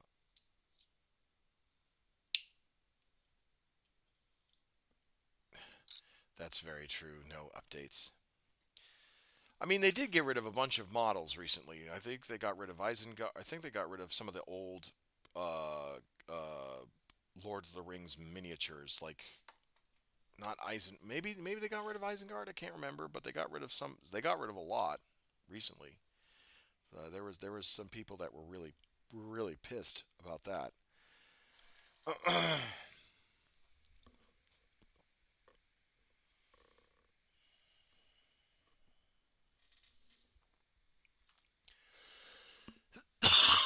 Yeah, Isengard, not Eisenhorn.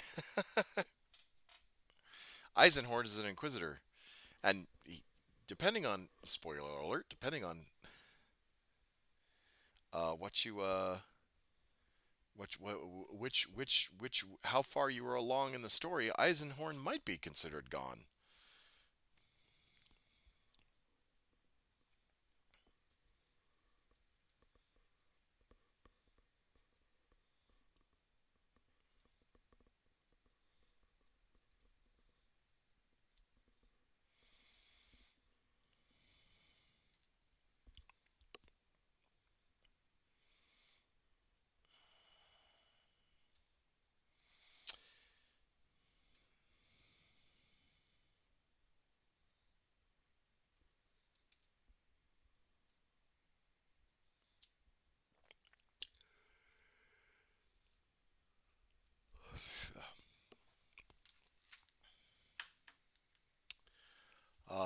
Lachie from Zorpazorp had some choice words when the new edition of Middle Earth came out, making his armies invalid.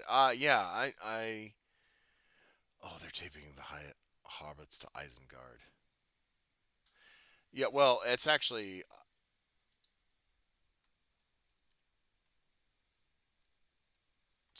that, but close. You were close. You were super close.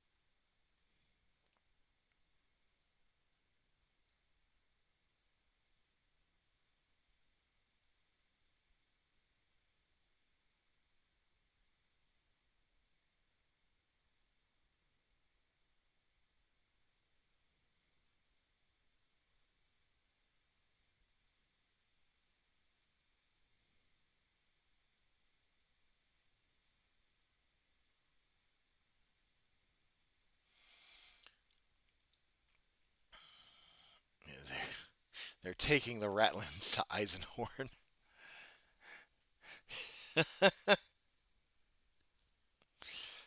Sorry. Oh man.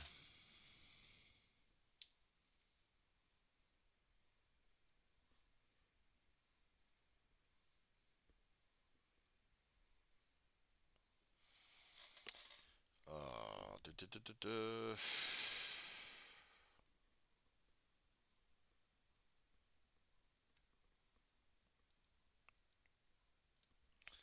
I'm glad we got to talk about the hobby. That's some heavy flamer heresy. I'm glad we got to talk about the hobby and like kind of the current state of 40K.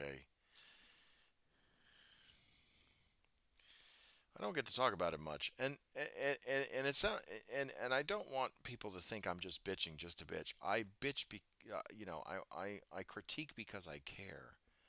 I really do. I critique because I think that Games Workshop, Warhammer, whoever the hell they want to call themselves now, um, I think I like the fact that they're expanding out to different medias and different genres to get the word out. But my biggest issue and my biggest concern with 40K in general is, or Games Workshop in general, like, is okay, you're branching out. You want to make movies, you want to make shows, you want to make TV shows, all that stuff. Um, you want to do radio dramas or whatever the case is, like multimedia, video games, all that stuff. Um, my biggest issue is that if you want to do this, that's fine. But to what end? If you explore these multimedia avenues, whether it's games, movies, TV shows, the Warhammer Plus, all that stuff, if you truly explore this, my argument is to what end if the people that love your media can't buy the can't buy the game, basically can't buy the factions. We can critique the hobby out of love as well as celebrate the parts that give us joy.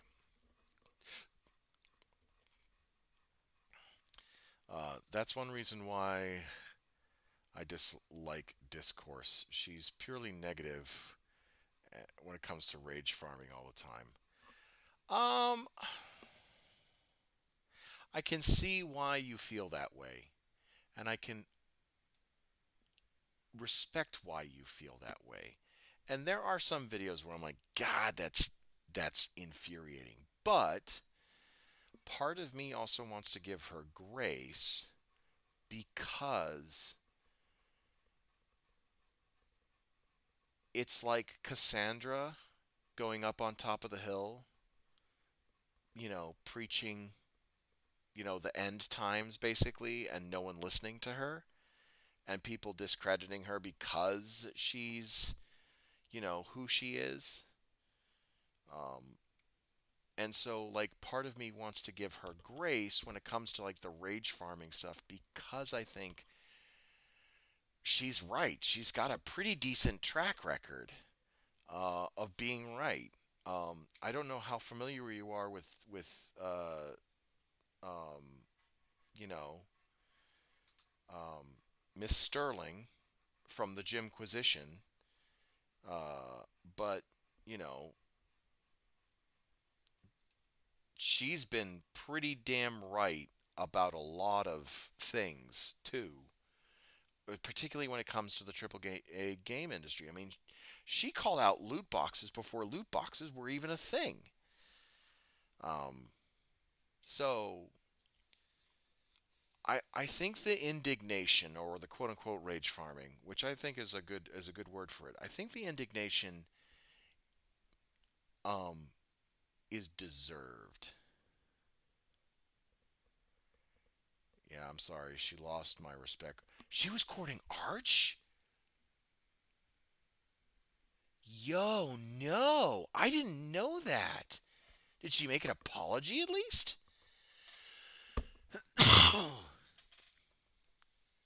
Ugh. I just recently discovered her. Oh, I did not know that.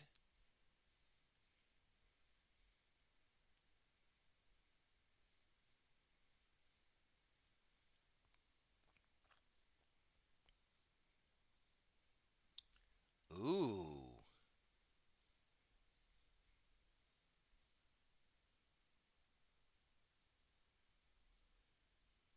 Ooh, I did not know that. Ooh, you're making me rethink some life choices right now. Ooh.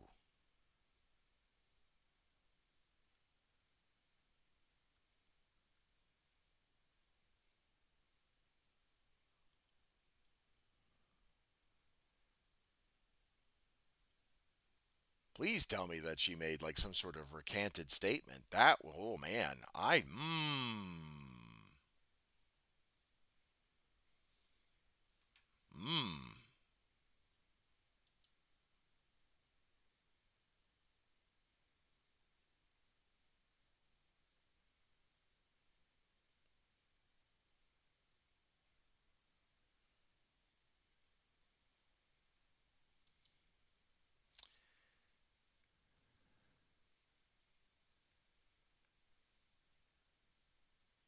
Yeah, she pumped her anti-GW rage into overdrive when Arch was leading the anti-woke charge against GW. Ooh. Did she did she do a like a hey, I screwed up. I didn't know this guy was as bad as atrocious as he was. Like was there some sort of like apology? Ooh, I don't like that. Like that's a pretty bold thing to do to hitch your wagon to somebody who's an avowed racist.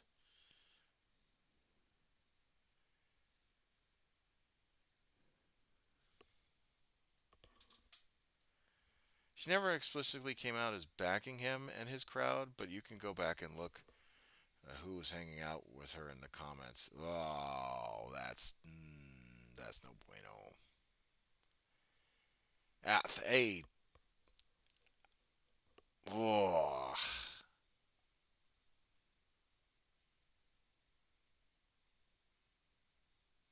yeesh.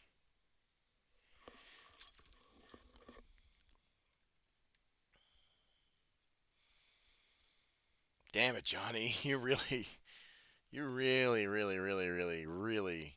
Like, don't get me wrong. I appreciate you telling me this. This is new information that I really need to know because I don't like associating myself with somebody that like. I don't mind if you maybe had a checkered past or you may have been a jackass and you made amends for it and you did your penance. What I don't like are people that don't own up to their mistakes and say, hey, what I did was screwed up and I'm sorry. This channel is huge on having integrity. You know, I, I, and that's from me. Like, if I ever make a mistake, if I ever support somebody and I find out that they are like an abjectly horrible person, hell no. I will make the apology myself. Um, oof, ooh, mmm. Quietly distance herself once they started falling apart. Yeah, no, that's.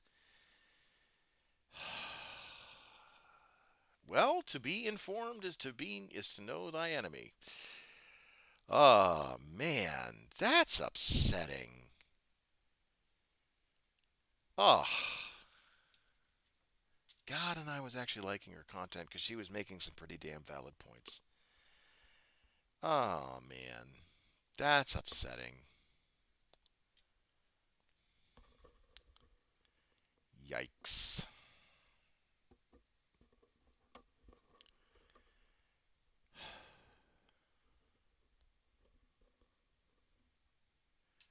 Yeah, I didn't know she was an art or arch adjacent.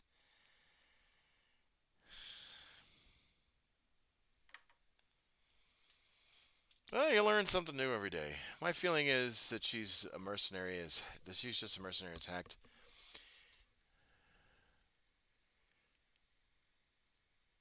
My feeling is that she's a mercenary as heck, and given her brand of rage farming, even sometimes accurate rage farming, she's hooked herself to some sketchy folks in the past. Yeah, if I met her and I had the conversation, I think that would be like my really big like.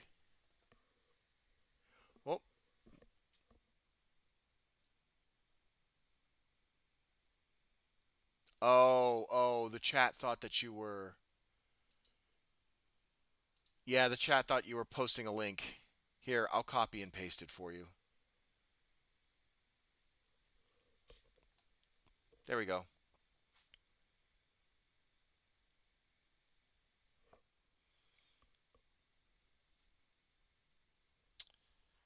Yeah, the chat thought you were posting a link. The bot thought you were posting a link.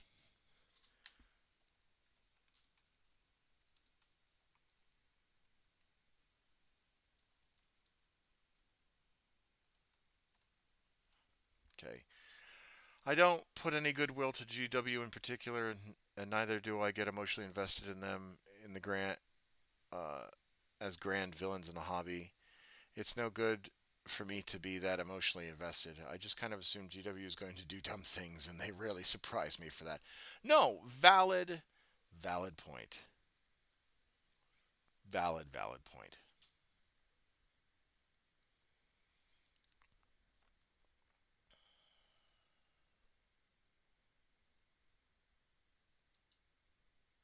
Um, to me, okay, taking what you're saying, being not emotionally invested, that's a very valid point, Hankovich. Um, but I guess for me, as somebody that is using 40K, painting 40K miniatures, building 40K miniatures is part of my therapy for my treating my PTSD when I'm not in actual therapeutic sessions. Um, it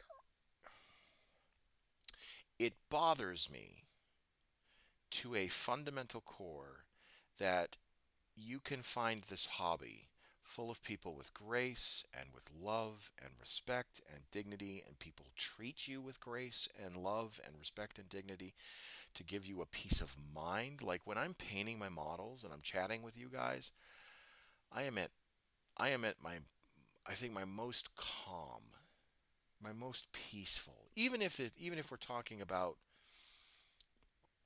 um remotely, even if we're talking about emotionally charged things, um, I am at my most calm and I can kind of think through or if this chat's really dead and it's just me painting and people are just watching, it helps center me. It really does. And the fact that a company which can bring that kind of anchoring joy to somebody would then willingly price out other people who probably who might need the same kind of anchoring joy, the same kind of escapism, the same kind of welcoming community. I think that that is egregious. And that's what bothers me.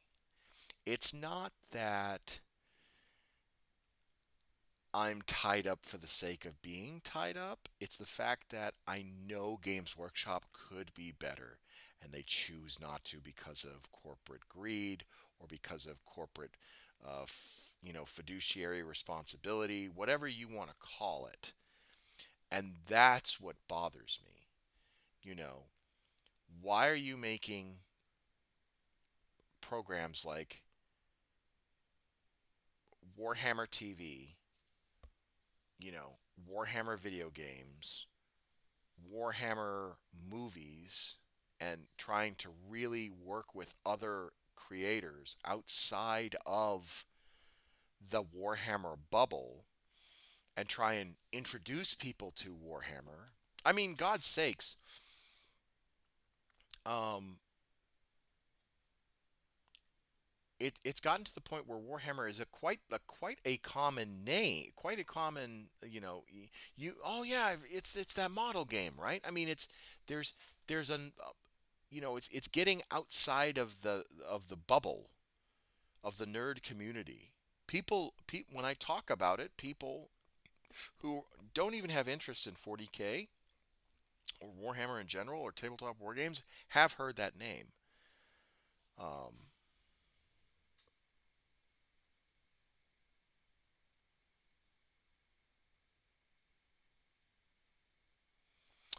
Tobacco Man.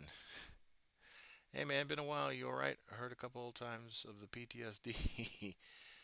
Last I heard, things were going good. Hope whatever's causing the bad feelings will be all right. Oh yeah, no, 100%. I'm fine. I'm just explaining why I get emotionally invested into why it irritates me so that Games Workshop is like doing price ranging and predatory like targeting when it comes to like FOMO, like fear of missing out and like not having stores stocked and all that stuff. And I was giving the example of Warhammer has given me a lot of peace um, while I'm going through therapy in a way that I never thought possible in some instances, and it irritates me that um, can't be that. Yes, hobby is also good. It's also good PTS therapy. Well, for me as well. Yeah, no, and hey, we're it. You're never alone when you can find a space that you're surrounded by like-minded people. That's why I made the community server. You know, you're never alone when it's people in. I mean, across the country, you're never alone, right? Um, and I think, and I've run into people that are like, "Oh man, I would really love to get into Warhammer. It's just expensive." I'm like, "Brother, I feel you." Which is why I also started the whole Hatchet thing. Like, I don't need another faction. I really don't. My wife will tell you, I really don't. Um, so I don't mind giving up factions that people might be interested in if it gets them into Warhammer. I have to go. Have a great day or the rest of it. Hope you luck. Bye. Okay, thank you, Chroma. Thank you, Chroma. Um, you know, and thank you very much for spending so much time with me. I appreciate you. Means a lot.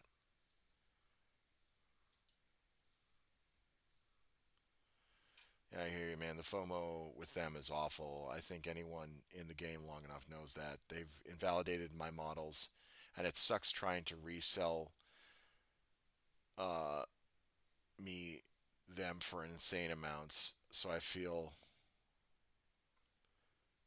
uh, oh, sell me them for insane amounts. I feel the anger uh, more than most. Yeah, and that's what I'm saying. Is like GW. I think Games Workshop as a company needs to go back to its roots. It needs to go back to the gaming based roots. Um, and I still love the game. The company leaves a bit to be desired. Yeah, 100%. 100%.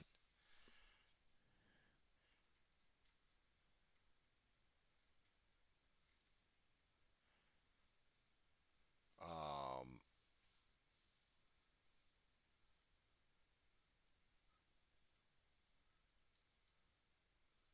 yeah, 100%. I'm just trying to formulate my words.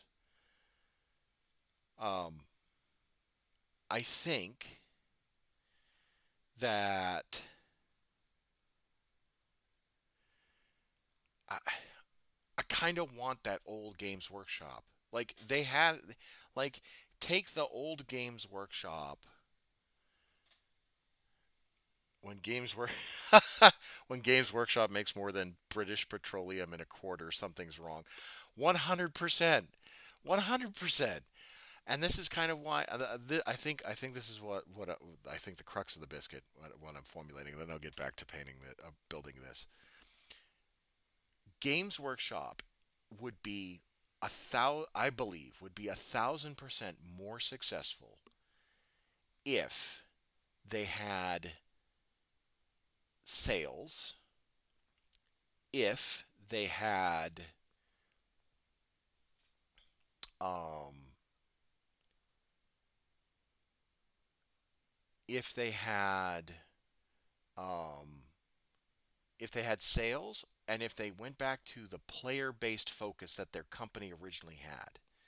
Like they can continue with the codex churn and they can continue with like developing because they really have polished it to a fine art. And the GW of yesteryear really kind of sucked when it came to codex editions and all that stuff and whatnot. And so if I was to merge the two together, right?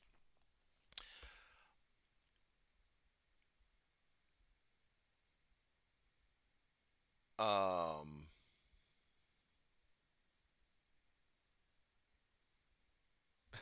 GW hobby good, late stage capitalism bad, tree pretty, beer foamy. Yeah, no, I would yeah, I would say if I was to merge the two, like from when I got into the hobby, and Johnny, you could probably attribute to this more. From when I got into the hobby back in 2002, 2003, and the practices that they have now, if I could merge them together to where it's player positive and not as money based, um, and then the not the codex churn, yeah, 4 or 5 year cycle. That's what I meant to say. The 4 or 5 year cycle with making sure that every faction has a codex. That I think would be good. That would be the happy medium. Um, I think it's important to support the hobby outside of GW. Warhammer can make a lot of noise and gather a lot of interest, but it's up to us to determine the terms when we engage with the product, whether it's buying secondhand, 3D printing, playing other IPs, or playing Old Hammer rule sets. No, 100%. I'm all for Old Hammer rule sets. Hell, I've got most of the Old Hammer myself. I don't have all of the codexes, so, there's that. um, and it should be more approachable for people, uh, not less. In my opinion, of course. Um, they're still doing things right, but man, do they drive me crazy in other ways. GW hates moderation. Before the codex cycle, it was way too slow. Now it's way too fast. They hate the Goldilocks zone where it's just right. Yes, not getting your codex, and then two, then 2 months later, a new edition is back to index. Like I said, there's a sweet spot. The game devs and the bean counters were in balance for a few years, but now the bean counters in full control. Yeah, 100%. 100% they have full control. And again, I can't, like, as much as I hate it, I can't begrudge them because a company has, quote unquote, the fiduciary responsibility to make all the monies in the world. I wish that that was not true.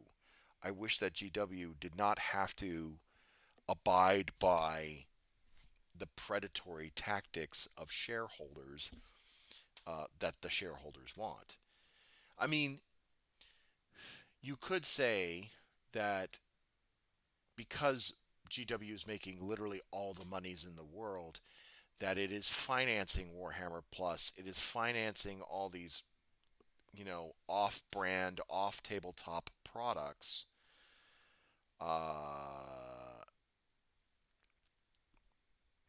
um, that we are enjoying. I don't know how many of you have Warhammer subscriptions, but if you do, you're enjoying the fruits of that labor. Um, but at the same time, I think that they could still do that. Um, I think that they could still do that and uh, be more player friendly, in my opinion. There's no reason to be printing out glossy, hard, full cover colored codexes when they churn them in 2 to 3 years. Etera and balance changes almost make them immediately and making them immediately and constantly. Make paperback manuals or digital. I wouldn't have a problem with the churn. Yeah. Well, I think the reason why they focus on paperback, um, I think the reason why they go paperback is because uh, a lot of people don't like digitized media. Still, like in my store alone, the one that I do go to, everyone still has a codex. Everyone still has a codex. They'll reference the Etera and the FAQ, but everyone still uses a codex. Like there's not one person that I know that strictly uses the rule building and all that stuff. Um, I just keep on wondering when they'll go too far, if they will do, and if they do, will they be able to course correct? Time will tell. Maybe I'm just old and ornery. I mean, you're among a bunch of longbeards grumbling and writing in the book of grudges. Rabble, rabble, rabble, rabble, rabble. The problem with digital is, I bet, is your dollar. I bet you dollars to donuts. If they went digital, um, it would cost more than a hardback codex. I don't think so. Not with this app that they've developed, which is pretty damn good.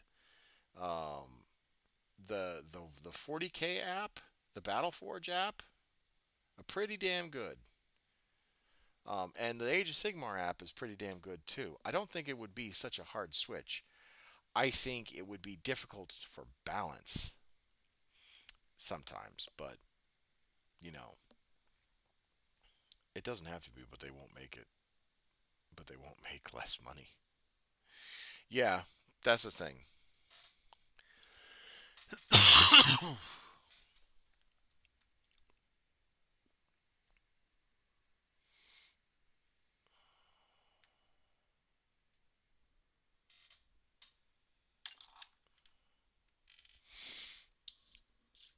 And again, I get it. I get it. I'm an old man yelling at the clouds, but I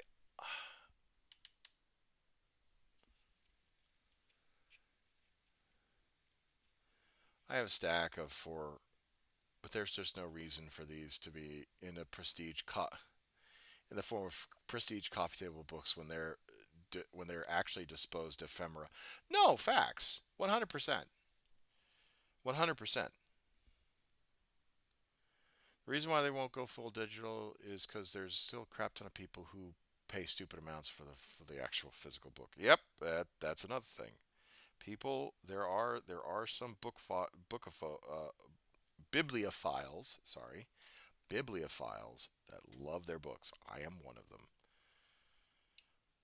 Don't get me wrong, I still use the app, but I am definitely one of those bibliophiles that loves his books.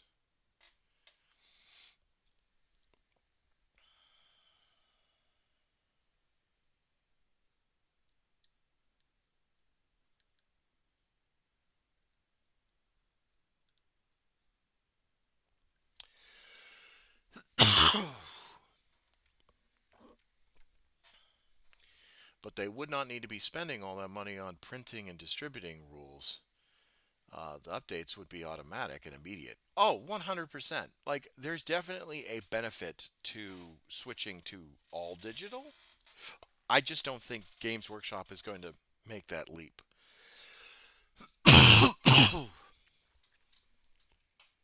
I think the only reason why Games Workshop would make that leap is if paper became very prohibitive to make or to print on. Like insanely cost prohibitive. Like, oh my god, we're going broke cost prohibitive.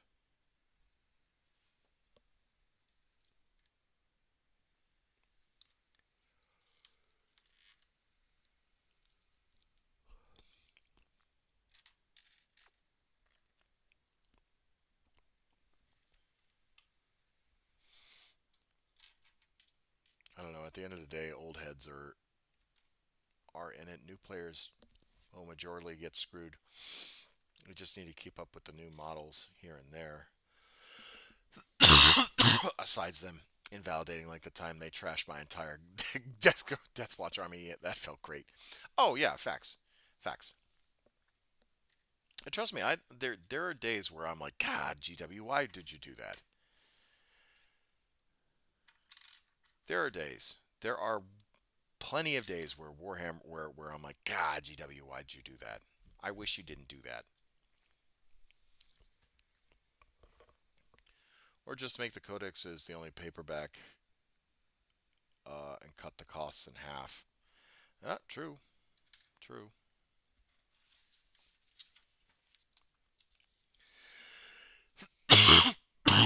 Oh, excuse me.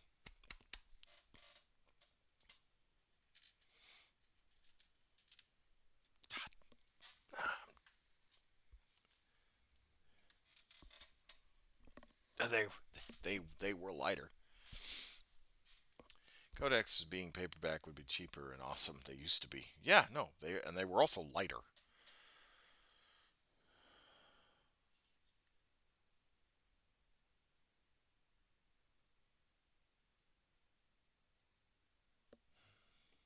I remember those cheap Codex days.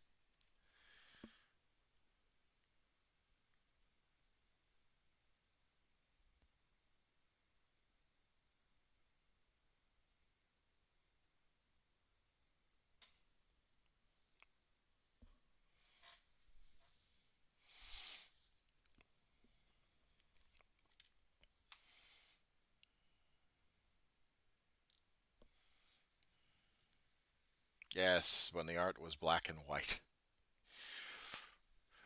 And we used to roll dice with made out of stone. And we traveled to the Games Workshop uphill both ways in the snow. Uh,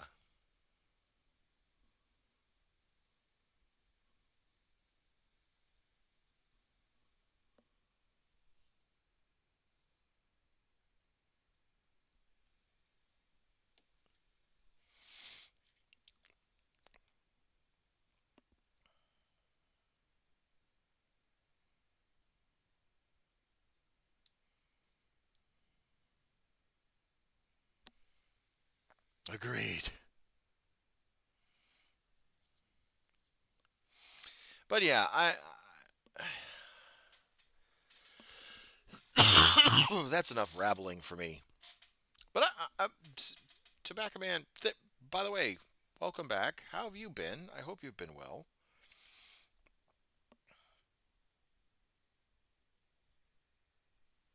And Primaris Azrael, I haven't touched base with you in a hot minute. I hope you've been well too, and I'm sorry that we haven't talked in a while. And Hankovich, you're always welcome to stay and become part of the community. I love talking to new people. This community is designed to help people. This community is designed to be supportive of one another.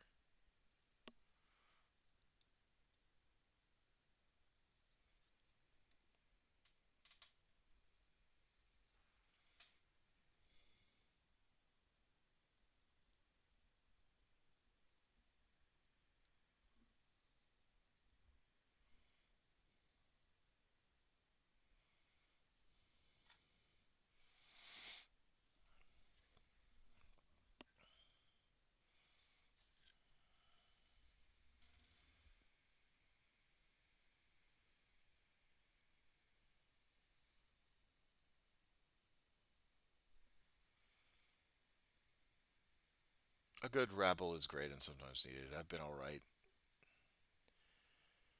A year ago, so I wasn't so wonderful, but hopefully nothing else bad for a bit. Well, I'm glad you're in calmer seas. And here's the thing, man. Never, ever, ever think you have to struggle alone. Yeah, always message me. I mean, if you're not on the Discord, I mean, the Discord is available. Always message me. Be like, hey, man, I'm not doing so hot. All right, cool. Talk to me.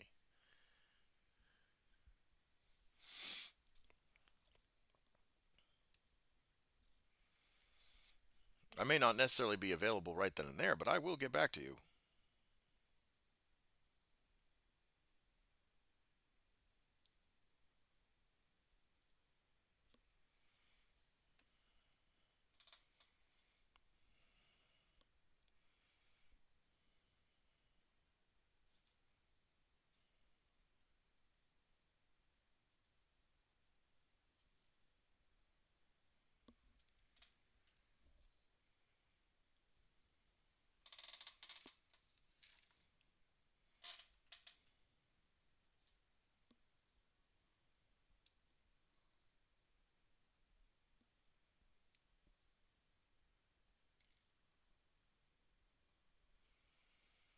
Discord is always good, has always good conversations. Yep, 100%.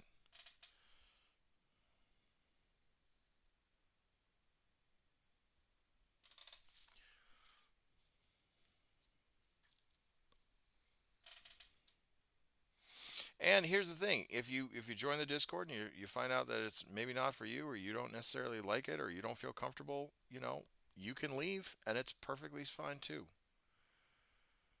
Always seeing people's hobbies progress is cool.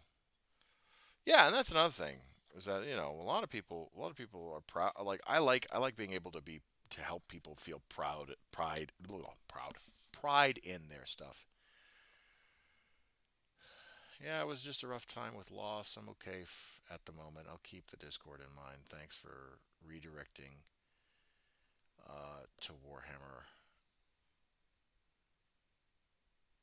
Redirecting to Warhammer. I hope I get the new Rattling Kill team one day. I hope they'll be good one day.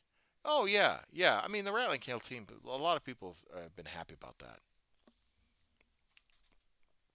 A lot of people. I haven't heard anything bad about the Rattling Kill team, which is shocking because you know how much we like to complain about stuff.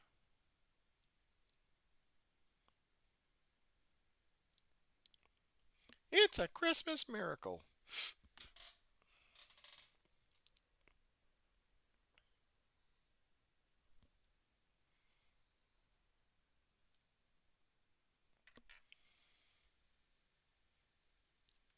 It's nice they got a dog. Yes, it is. They do have a poocher. Speaking about, I have a poocher. I got a poocher. His name is Yarick. He is a German Shepherd.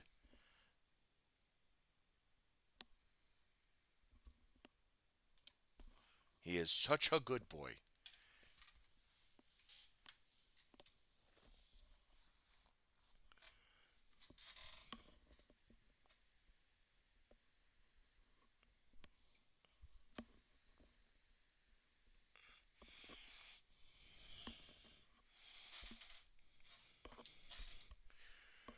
Big dog. Oh, he's a fucking unit. The dude is 100 pounds. Just do you fetch, brah?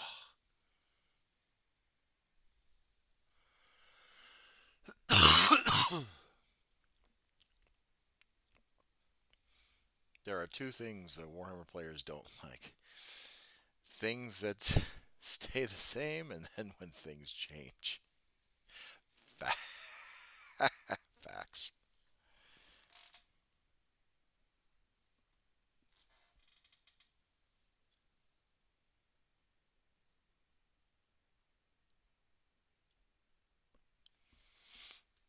Games Workshop learned that having puppers and squads move product. I mean, they're not wrong. You have a goodest boy in your unit, you're gonna sell.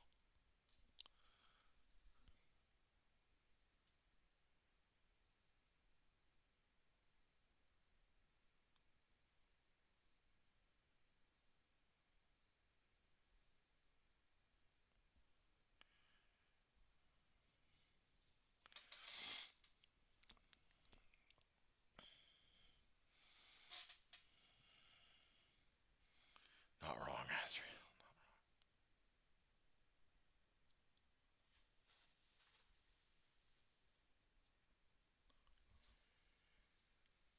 Speaking of good boys, new Space Marines are coming. Yes, yes, they are.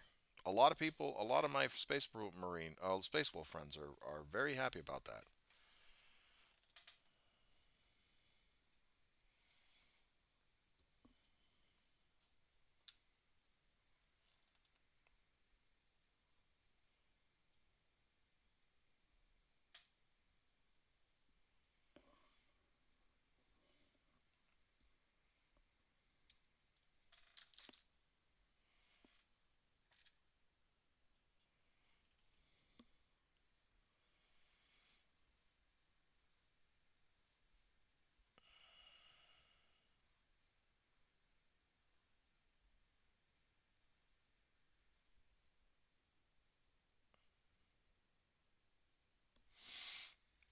I am all for. Oh, well, good night, Azrael. Thank you for joining. It's always a treat to have you in the chat and chat with you. I hope you sleep well.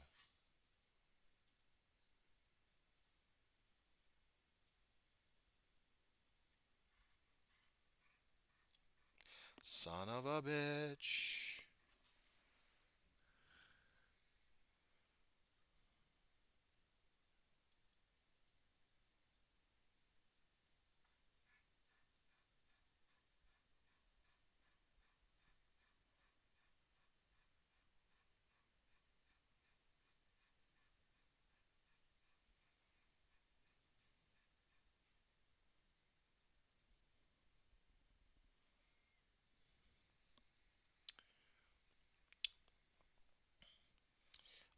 I don't think they'll ever do Filinid models, as much as I think that that'd be kind of funny.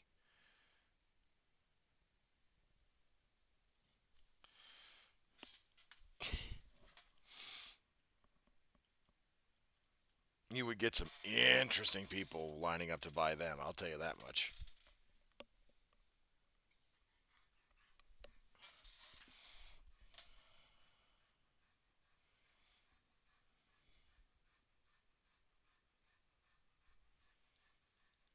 They're missing out on the Filinid audience.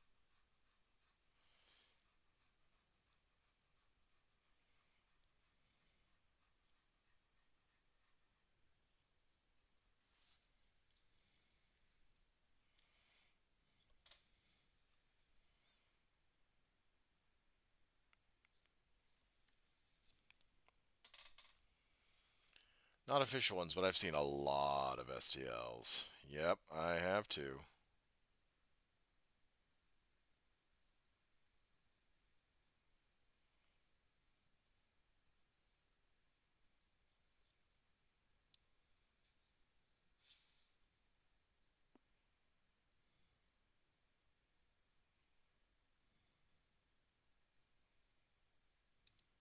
God damn it. Oh, I hate finicky pieces. Especially because now my thumbs are literally covered in glue. Warhammer Furry 1000. Sometimes I think Warhammer in the furry community is almost the Venn diagram is near a circle.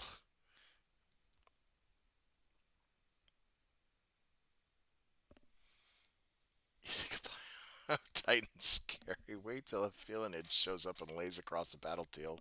The tail will shatter formations. Uh,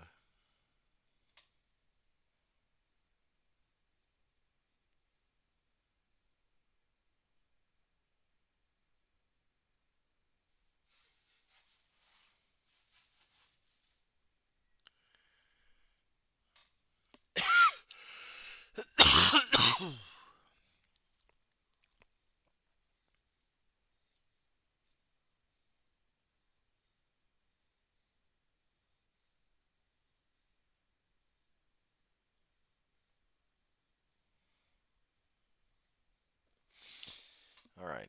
Oh, please tell me.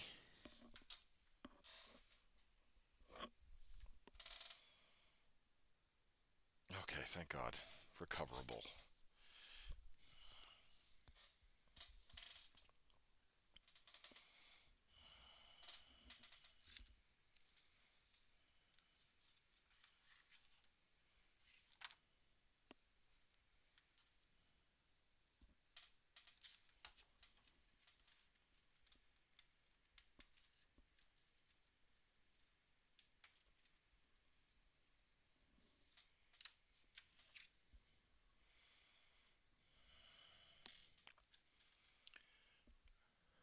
I've seen social media posts where that has exactly happened.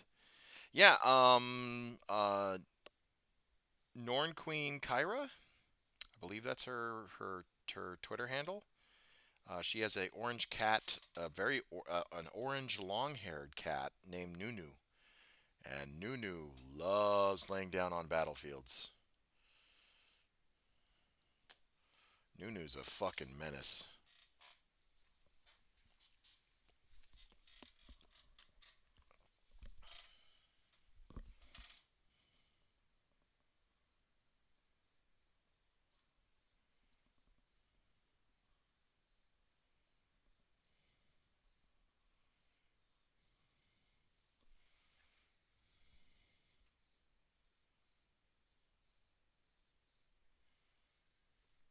Yep,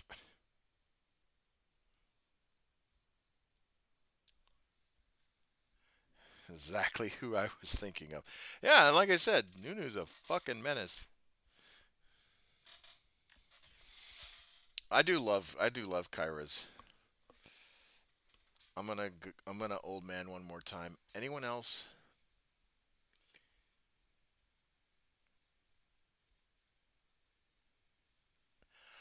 Yeah, I did actually make that. So I play Imperial Guard. You know that. And I feel like um, I do feel like that particular that the new sculpts are very, very, very. You have to put them together in the correct and appropriate way. There's really not a whole lot of modification purposes. And I think that was a missed opportunity for GW, particularly the old Cadian and now the new Cadian models. Um, because I like my guardsmen positioned a certain way to where they look like they're all shooting, they're all presenting their firearms, or if they're running, they're looking down the iron sights because that's what you're supposed to be doing. Um, you know, Especially in an active battlefield, which is what you're simulating. You never want to have your eyes, take off of, the take off the, you can kind of depress a little bit, but really you want your eyes close up to the rifle as much as possible. Um, I remember the first time in my box plastic BTs, I had 7 of them with conversions. I painted 20 of them in over a single weekend.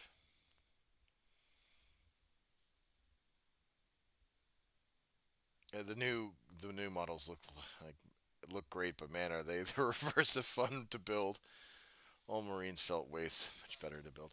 Yeah, and like I said, I think I like the new guard models because it forces me to paint better, and to paint more detailed. It slows me down. But at the same time, and Johnny can attest to this, there were days where I was like, "Oh my god, I'm almost done. This is such a slog." Especially with like massive horde armies, where you're just like, where you're in batch painting hell, and you're in olive drab hell, painting every piece of uniform olive drab, and then when you find out a little later that you miss spots, you kind of want to yank your hair out and scratch your face. But yeah, no, I get it. I do understand because I think I used to be able to put a squad together a night, and it was easy, and have them painted up, and it would be a low threat. You can still do cool stuff with the new ones, but it's trickier and more involved. Yeah, yeah, 100%, 100%.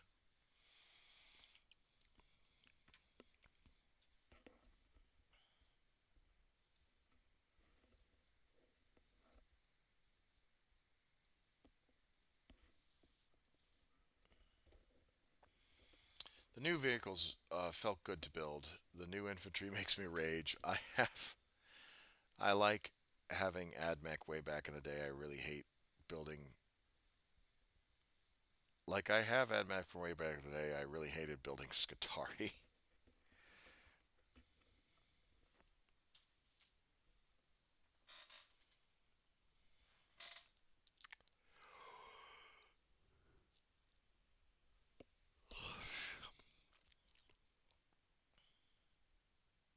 I'd say talk to Johnny then, but Johnny has heresy.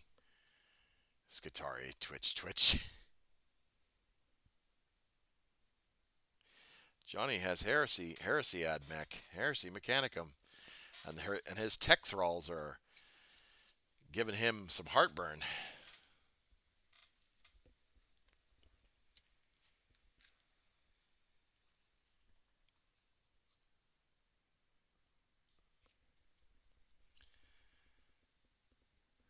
At least I have Skitari leftovers to make good conversion fodder for my Iron Hands.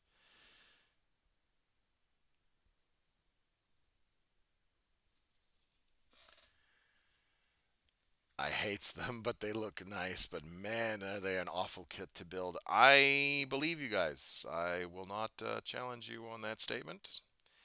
I feel that that is as bad as from the horse's mouth as it gets.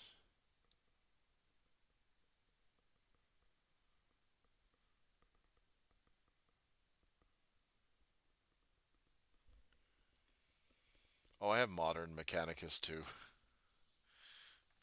No, I know you do. I'm just saying that recently you've been working on tech thralls and you were complaining about their fiddly bits.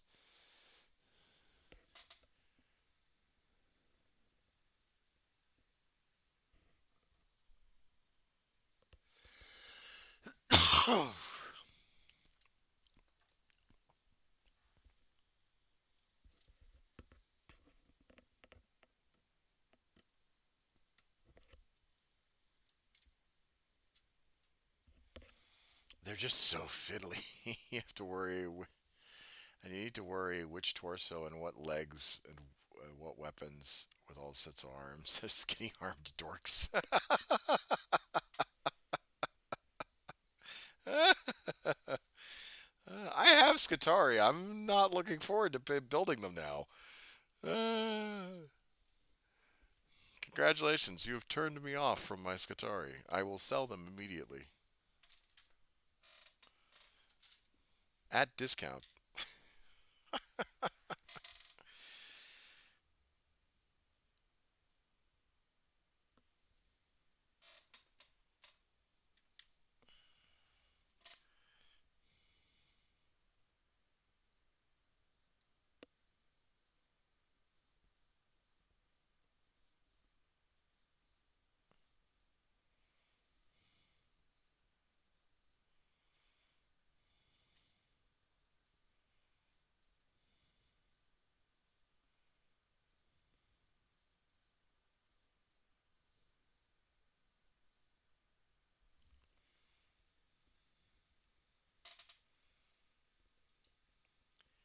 I mean, you'll get through it. You'll build them, but you'll say, I hate you after.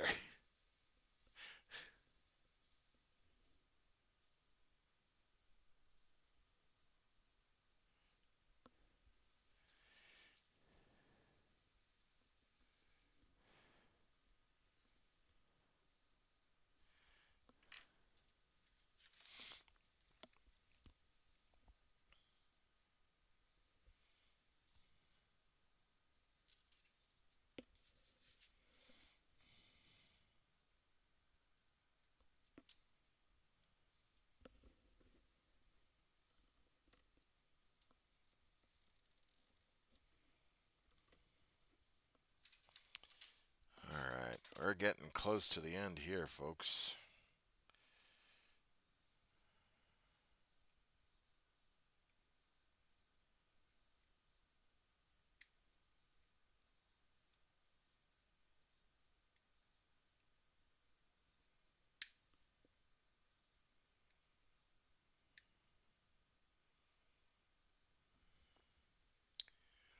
Oh, thank you.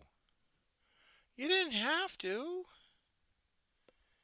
Eve. Or really, Evelyn, but May.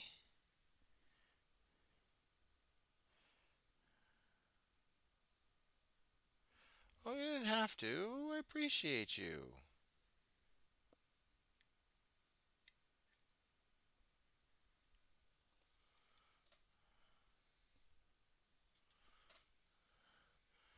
Moking.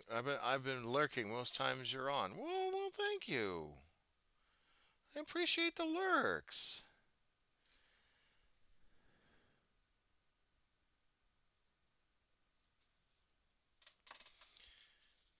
I will be doing Monster Hunter tomorrow night.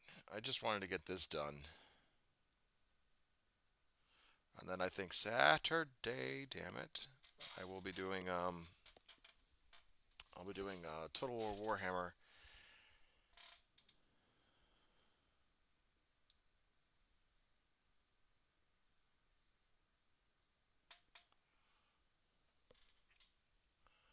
I've always wanted to get into 40K. I appreciate just hearing for someone talk about it in a non-overwhelming way. Well, that is definitely a challenge within the hobby because us nerds love to be passionate about it. Um, and I don't mean that as a derogatory. I just it's kind of the nature of the beast, unfortunately. Welcome aboard. Um, and so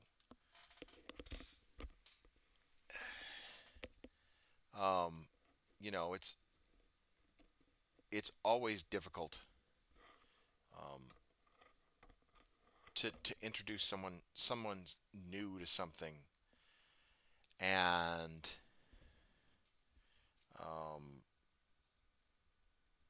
kind of chase them off. That's fair. The only thing Warhammer adjacent I own is a Slanesh deck for Magic the Gathering Commander. Well, but that's what I'm saying. It's like it's the nature of the beast where it's like we someone's like, oh, I want to learn about Warhammer. I'm like, Warhammer? How, what do you want to know? How, how long do you have? You know,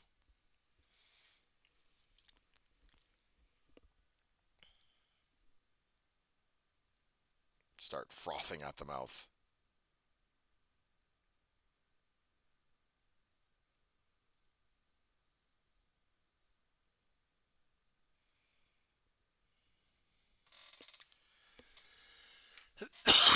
Warhammer is great. You just need to take your time. It's a large world. You don't need to know it all right away. No, you don't. You most certainly do not need to know it all right away. Just a lot of people feel compelled to explain everything right away, and I think that's our biggest downfall slash kryptonite is that people are so passionate about it um, that we feel that we have to explain it right away.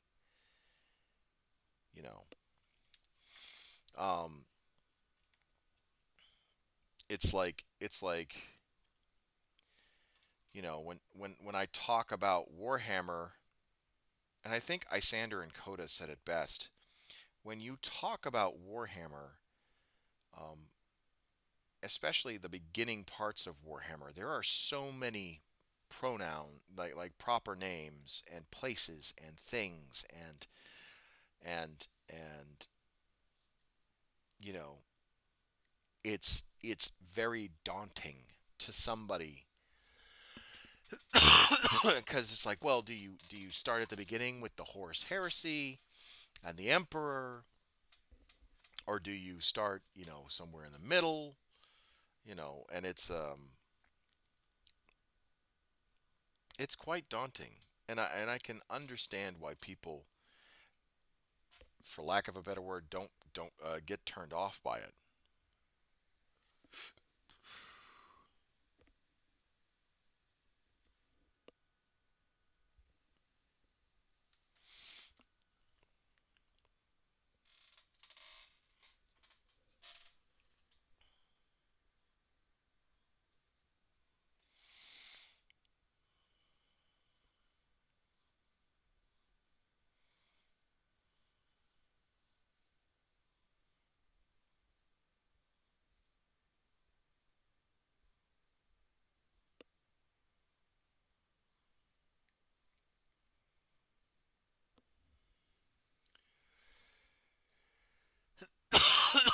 All right.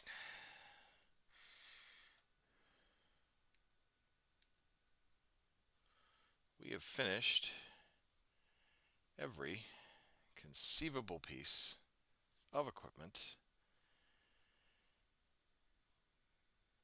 that we can right now with this artillery crew, with this artillery piece. I do not want to build the crew just yet because um, it's a fun game to experience. Overall, great community, story and fluff you can learn as you go. You can play, pick a faction, looks great, and that's all you need to know. Um, Take your time, enjoy the ride, focus on the cool stuff you think is cool. You'll pick a lot up on the way. It's just through sheer osmosis. Yeah, there's a mutual between Faye and I who's explained a lot of the many horrors of the universe, but after I watched the Astartes animation, I'm a huge graphic design nerd. Oh, yeah, yeah. And but that's the thing is that, like, and I think you've missed a lot of I don't know if you've paid attention to our ramblings and our old men, old long dwarven longbeards and all that stuff. Our dwarven longbeard book of grudges grumbling, you know um but the and you're a perfect example. And let me switch to a different camera, seeing as I'm done kind of building. I've been here since the 3D print kerfuffle talks. Oh no, that wasn't a kerfuffle. That was more of like, um, I don't want to pirate. I don't want to condone piracy, kind of a deal. And my gripe was, I don't think anyone pays attention to the longbeard grumbling. I do have dwarves of the old world, by the way. Oh, good. But no, but what I'm saying is that you're a perfect example of somebody that would love to get into the hobby, maybe would love to get into the hobby, but for you to get into the hobby, you have to invest. And I say that not as a loaded word. I say that because it feels true at points. You have to invest at least bare minimum, you know, $300, and that's just getting in the door. That's the ground level. That's you getting the bare minimum. Because the rule book's $60. The codexes are anywhere between 50 to $60. Um, so that's 120. The A start collecting box set is 160. So that's let's see, 120, 160. That's $300 right there. Uh, and that's I make dice, so maybe we can cut that cost. Yeah, and that's fine. That's fine. Making dice is fine. But what I'm saying is that in the like, we'll just here. We'll go to Chrome real quick. Let's see. Chrome.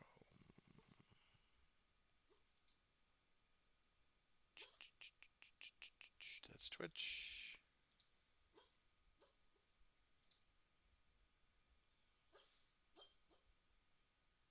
Oh, buddy. Can you guys hear him?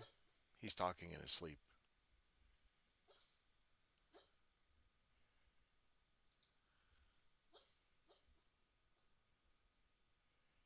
Yarrick is talking in his sleep.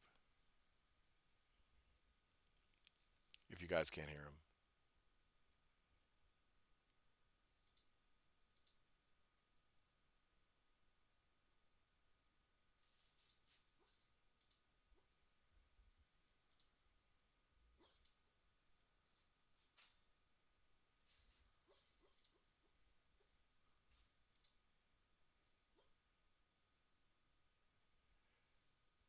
That was the sound of your belly. It's funny but true. There we go. All right, cool. Let me bring this up real quick. Ah, cancel. Okay, so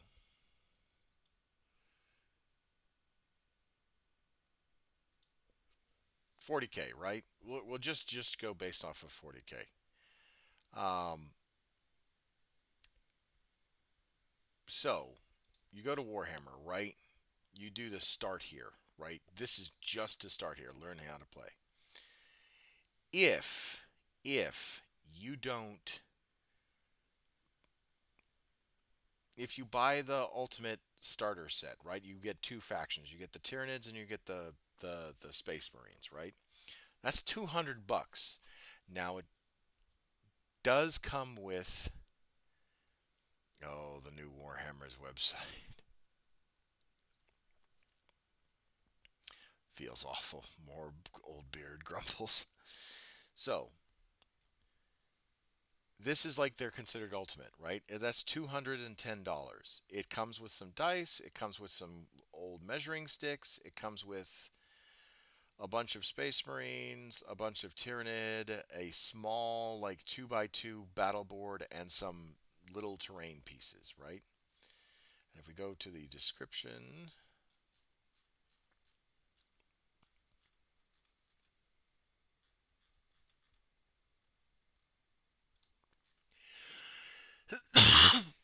so this set includes a 270-page soft cover. Oh, sorry, not 200. A 72-page soft cover Ultimate Starter Handbook.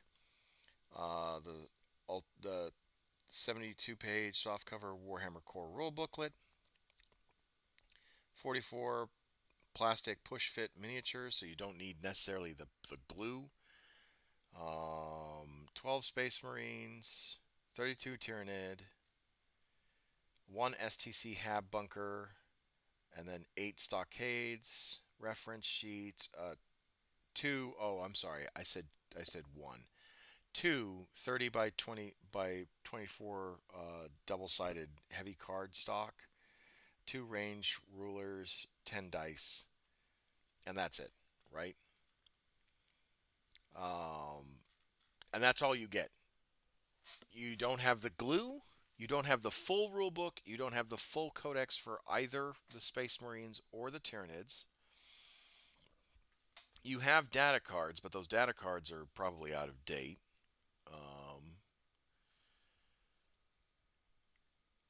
The rule book isn't out of date, but the codex rules for these guys might be out of date. And then that's it. That's all you got. That's not including the paint. That's not including the brushes. That's not including the glue. If you wanted to use Games Workshop glue, I use Gorilla Glue. It's cheaper, in my opinion, and lasts longer.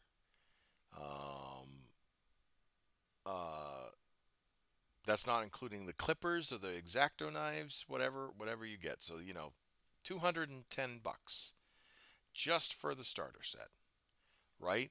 And that's fairly expensive. Now, let's say you didn't want to do Space Marines or Tyranids, which is a valid point. Let's say you wanted to do what kind of vibe do you like, Evelyn? Do you like elves? I picture you being an elf woman. I really do.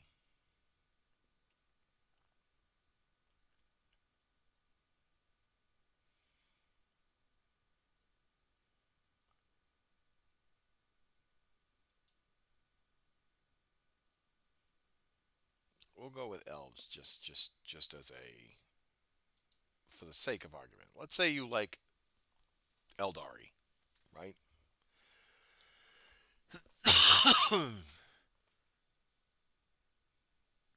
Oh, sorry. Tau, Slanesh are up my alley. Nuns, sisters, uh, angels. Okay, all right. Sisters of Battle. Yep. Okay. So, well, let's do Sisters of Battle then. That's easy. Armies of the Imperium, Adeptus Sororitas. Okay. So, the combat patrol for the Adeptus Sororitas is actually kind of nice. That's $168. Your codex is $60, so automatically you're looking at $228. Ah, frickin' bot. Hold on. Let me get rid of the bot.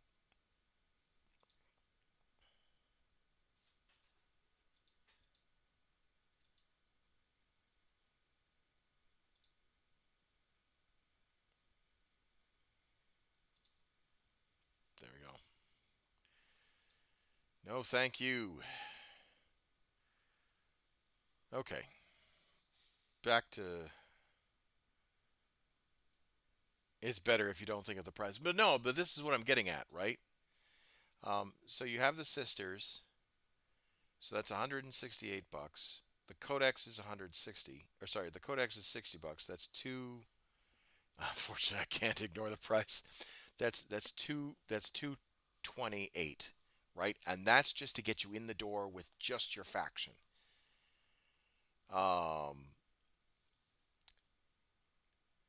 and again, decent price, right? You've got 10 arcoflagellants, you've got a canoness, you've got 10 sisters of battle, and then you've got 5 sacrosancts, which is not bad. Um, and you can build on that. You can actually use all of these parts, right? You can have 2 canonesses running a coven. You can have 20 arcoflagellants and 20 sisters of battle and 10 sacrosancts.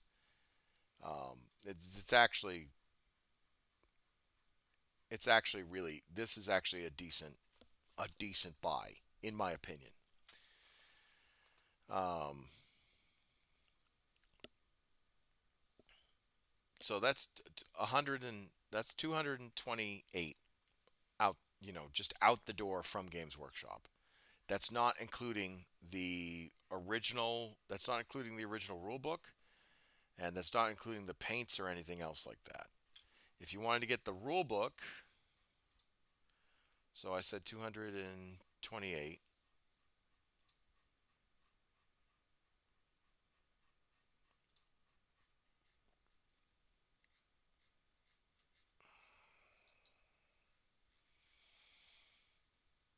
The Warhammer rulebook is 65, so 228. Now you're looking at $293,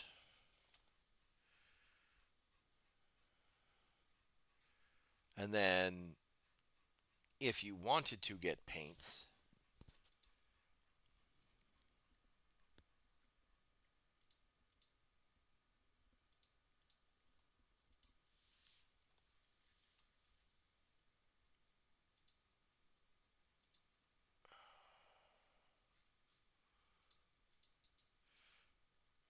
each paint pot is, however many.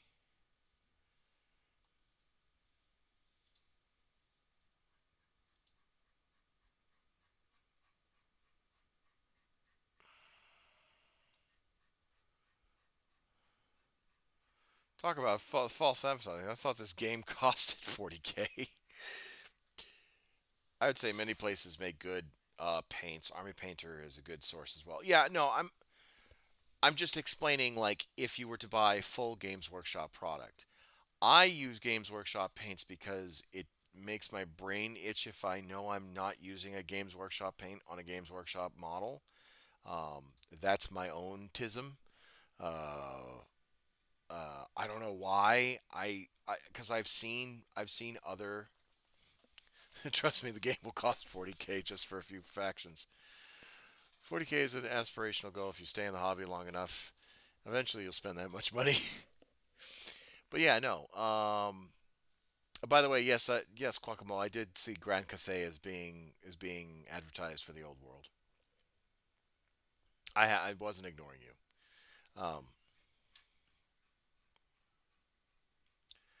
Commissar, bring up the Warlord class Titan page. All right, okay, hold on. Let's see. It's only 3K. Armies of the Imperium. Should be under Mechanicus, right?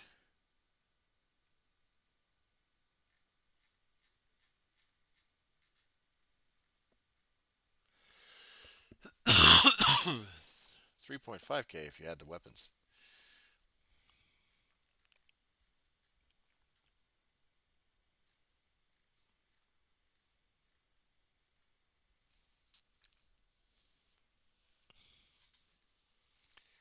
Oh, it's not on the Mechanicus page.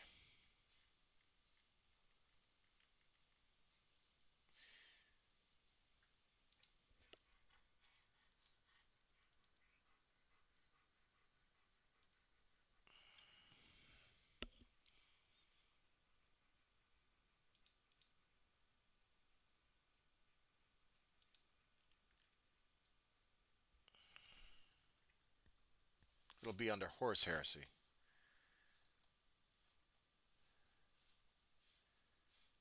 Adeptus Titanic.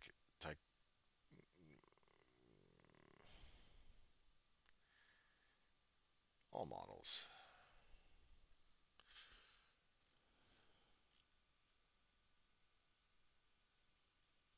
No, that's not it. Horus Heresy.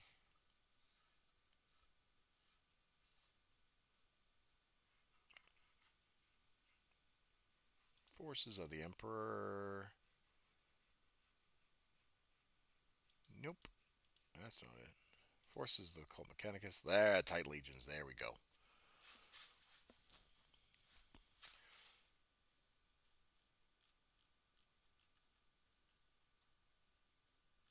Yeah, there we go. Warlord, the Mars pattern Warlord Titan. And that's just the body. That's not the head. The body itself is $1,890. You need to get the head, and the head with the two shield pauldrons is $128.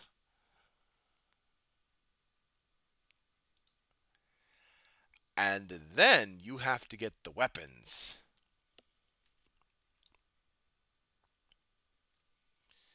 And let's see. You can get a Power Claw for $195. You can get the Apocalypse Titan launchers for $210, or you can get the laser destroyers for $230.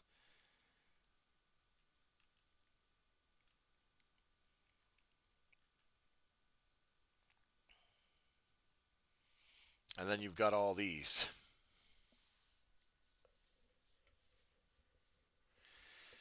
Just do YouTube search on a Titan walk. Yeah, that's okay. I'm good with non-Titan life. I'll stick to my Bane Blades. Yeah, I'll stick to my Bane Blades too. Don't get me wrong, I would love to have one. I just would need to win the lottery to justify it. Then this would be considered a rounding error.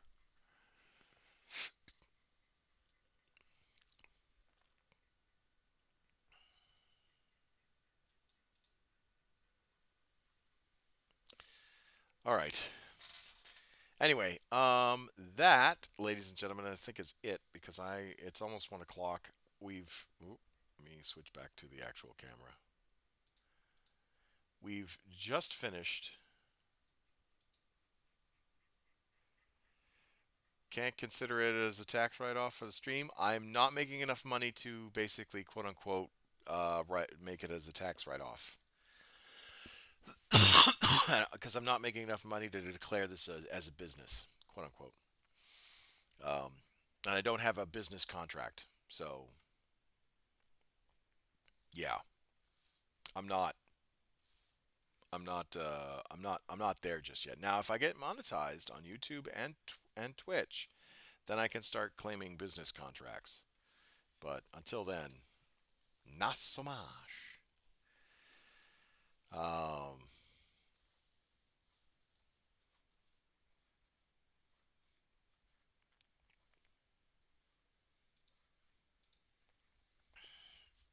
You need a mortgage to get it.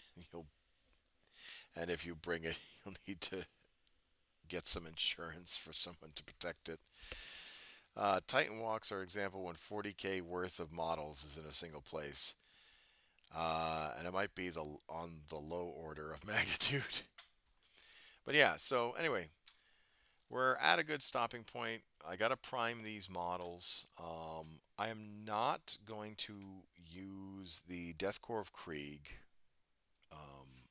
crew because I'm going to use the Terran Cadian, or the Cadians with the blue berets to represent my Terrans to man the artillery guns.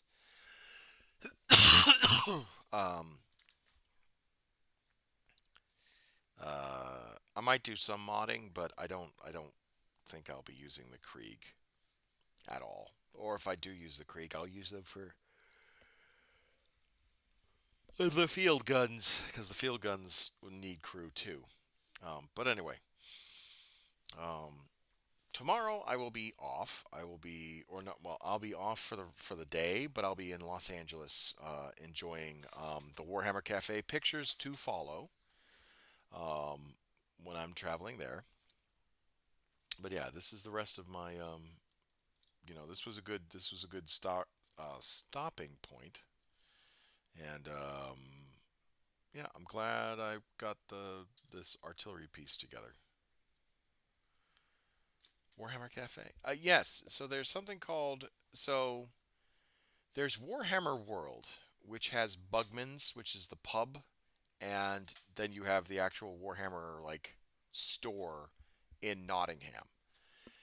And recently, I want to say back in like 2016, I want to say, America or sorry, the company was like, why don't we just make Warhammer World but smaller and farm that out to other areas around the world? So they made these Warhammer cafes. They have Forge World stock. They have Horus Heresy stock. They've got more stock than a standard Warhammer store, but it is a cafe. It sells tea, cookies, cakes, pastries, coffee, all that stuff. Um,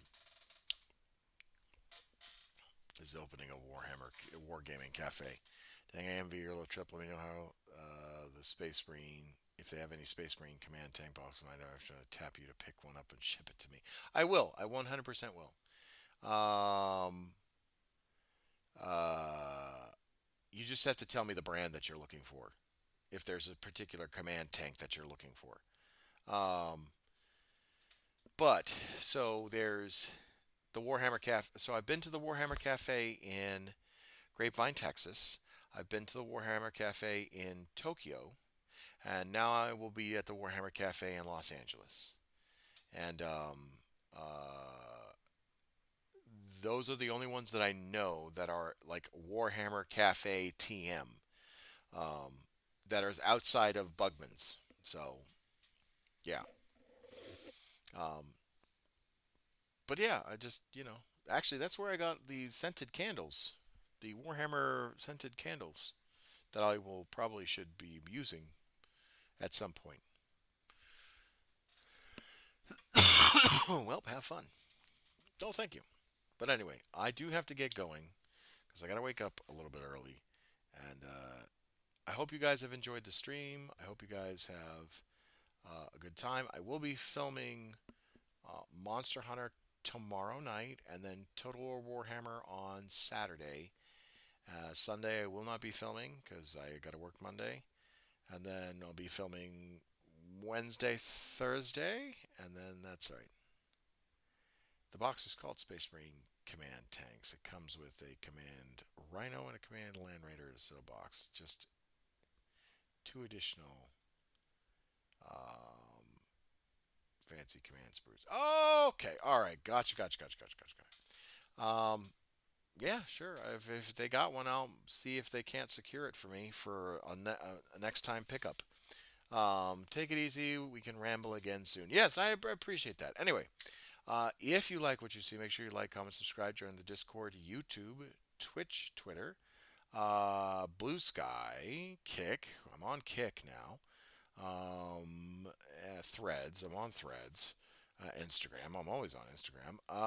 And yeah, just enjoy the channel for what it's worth, and I will see you guys in the next episode. Oh, bye bye.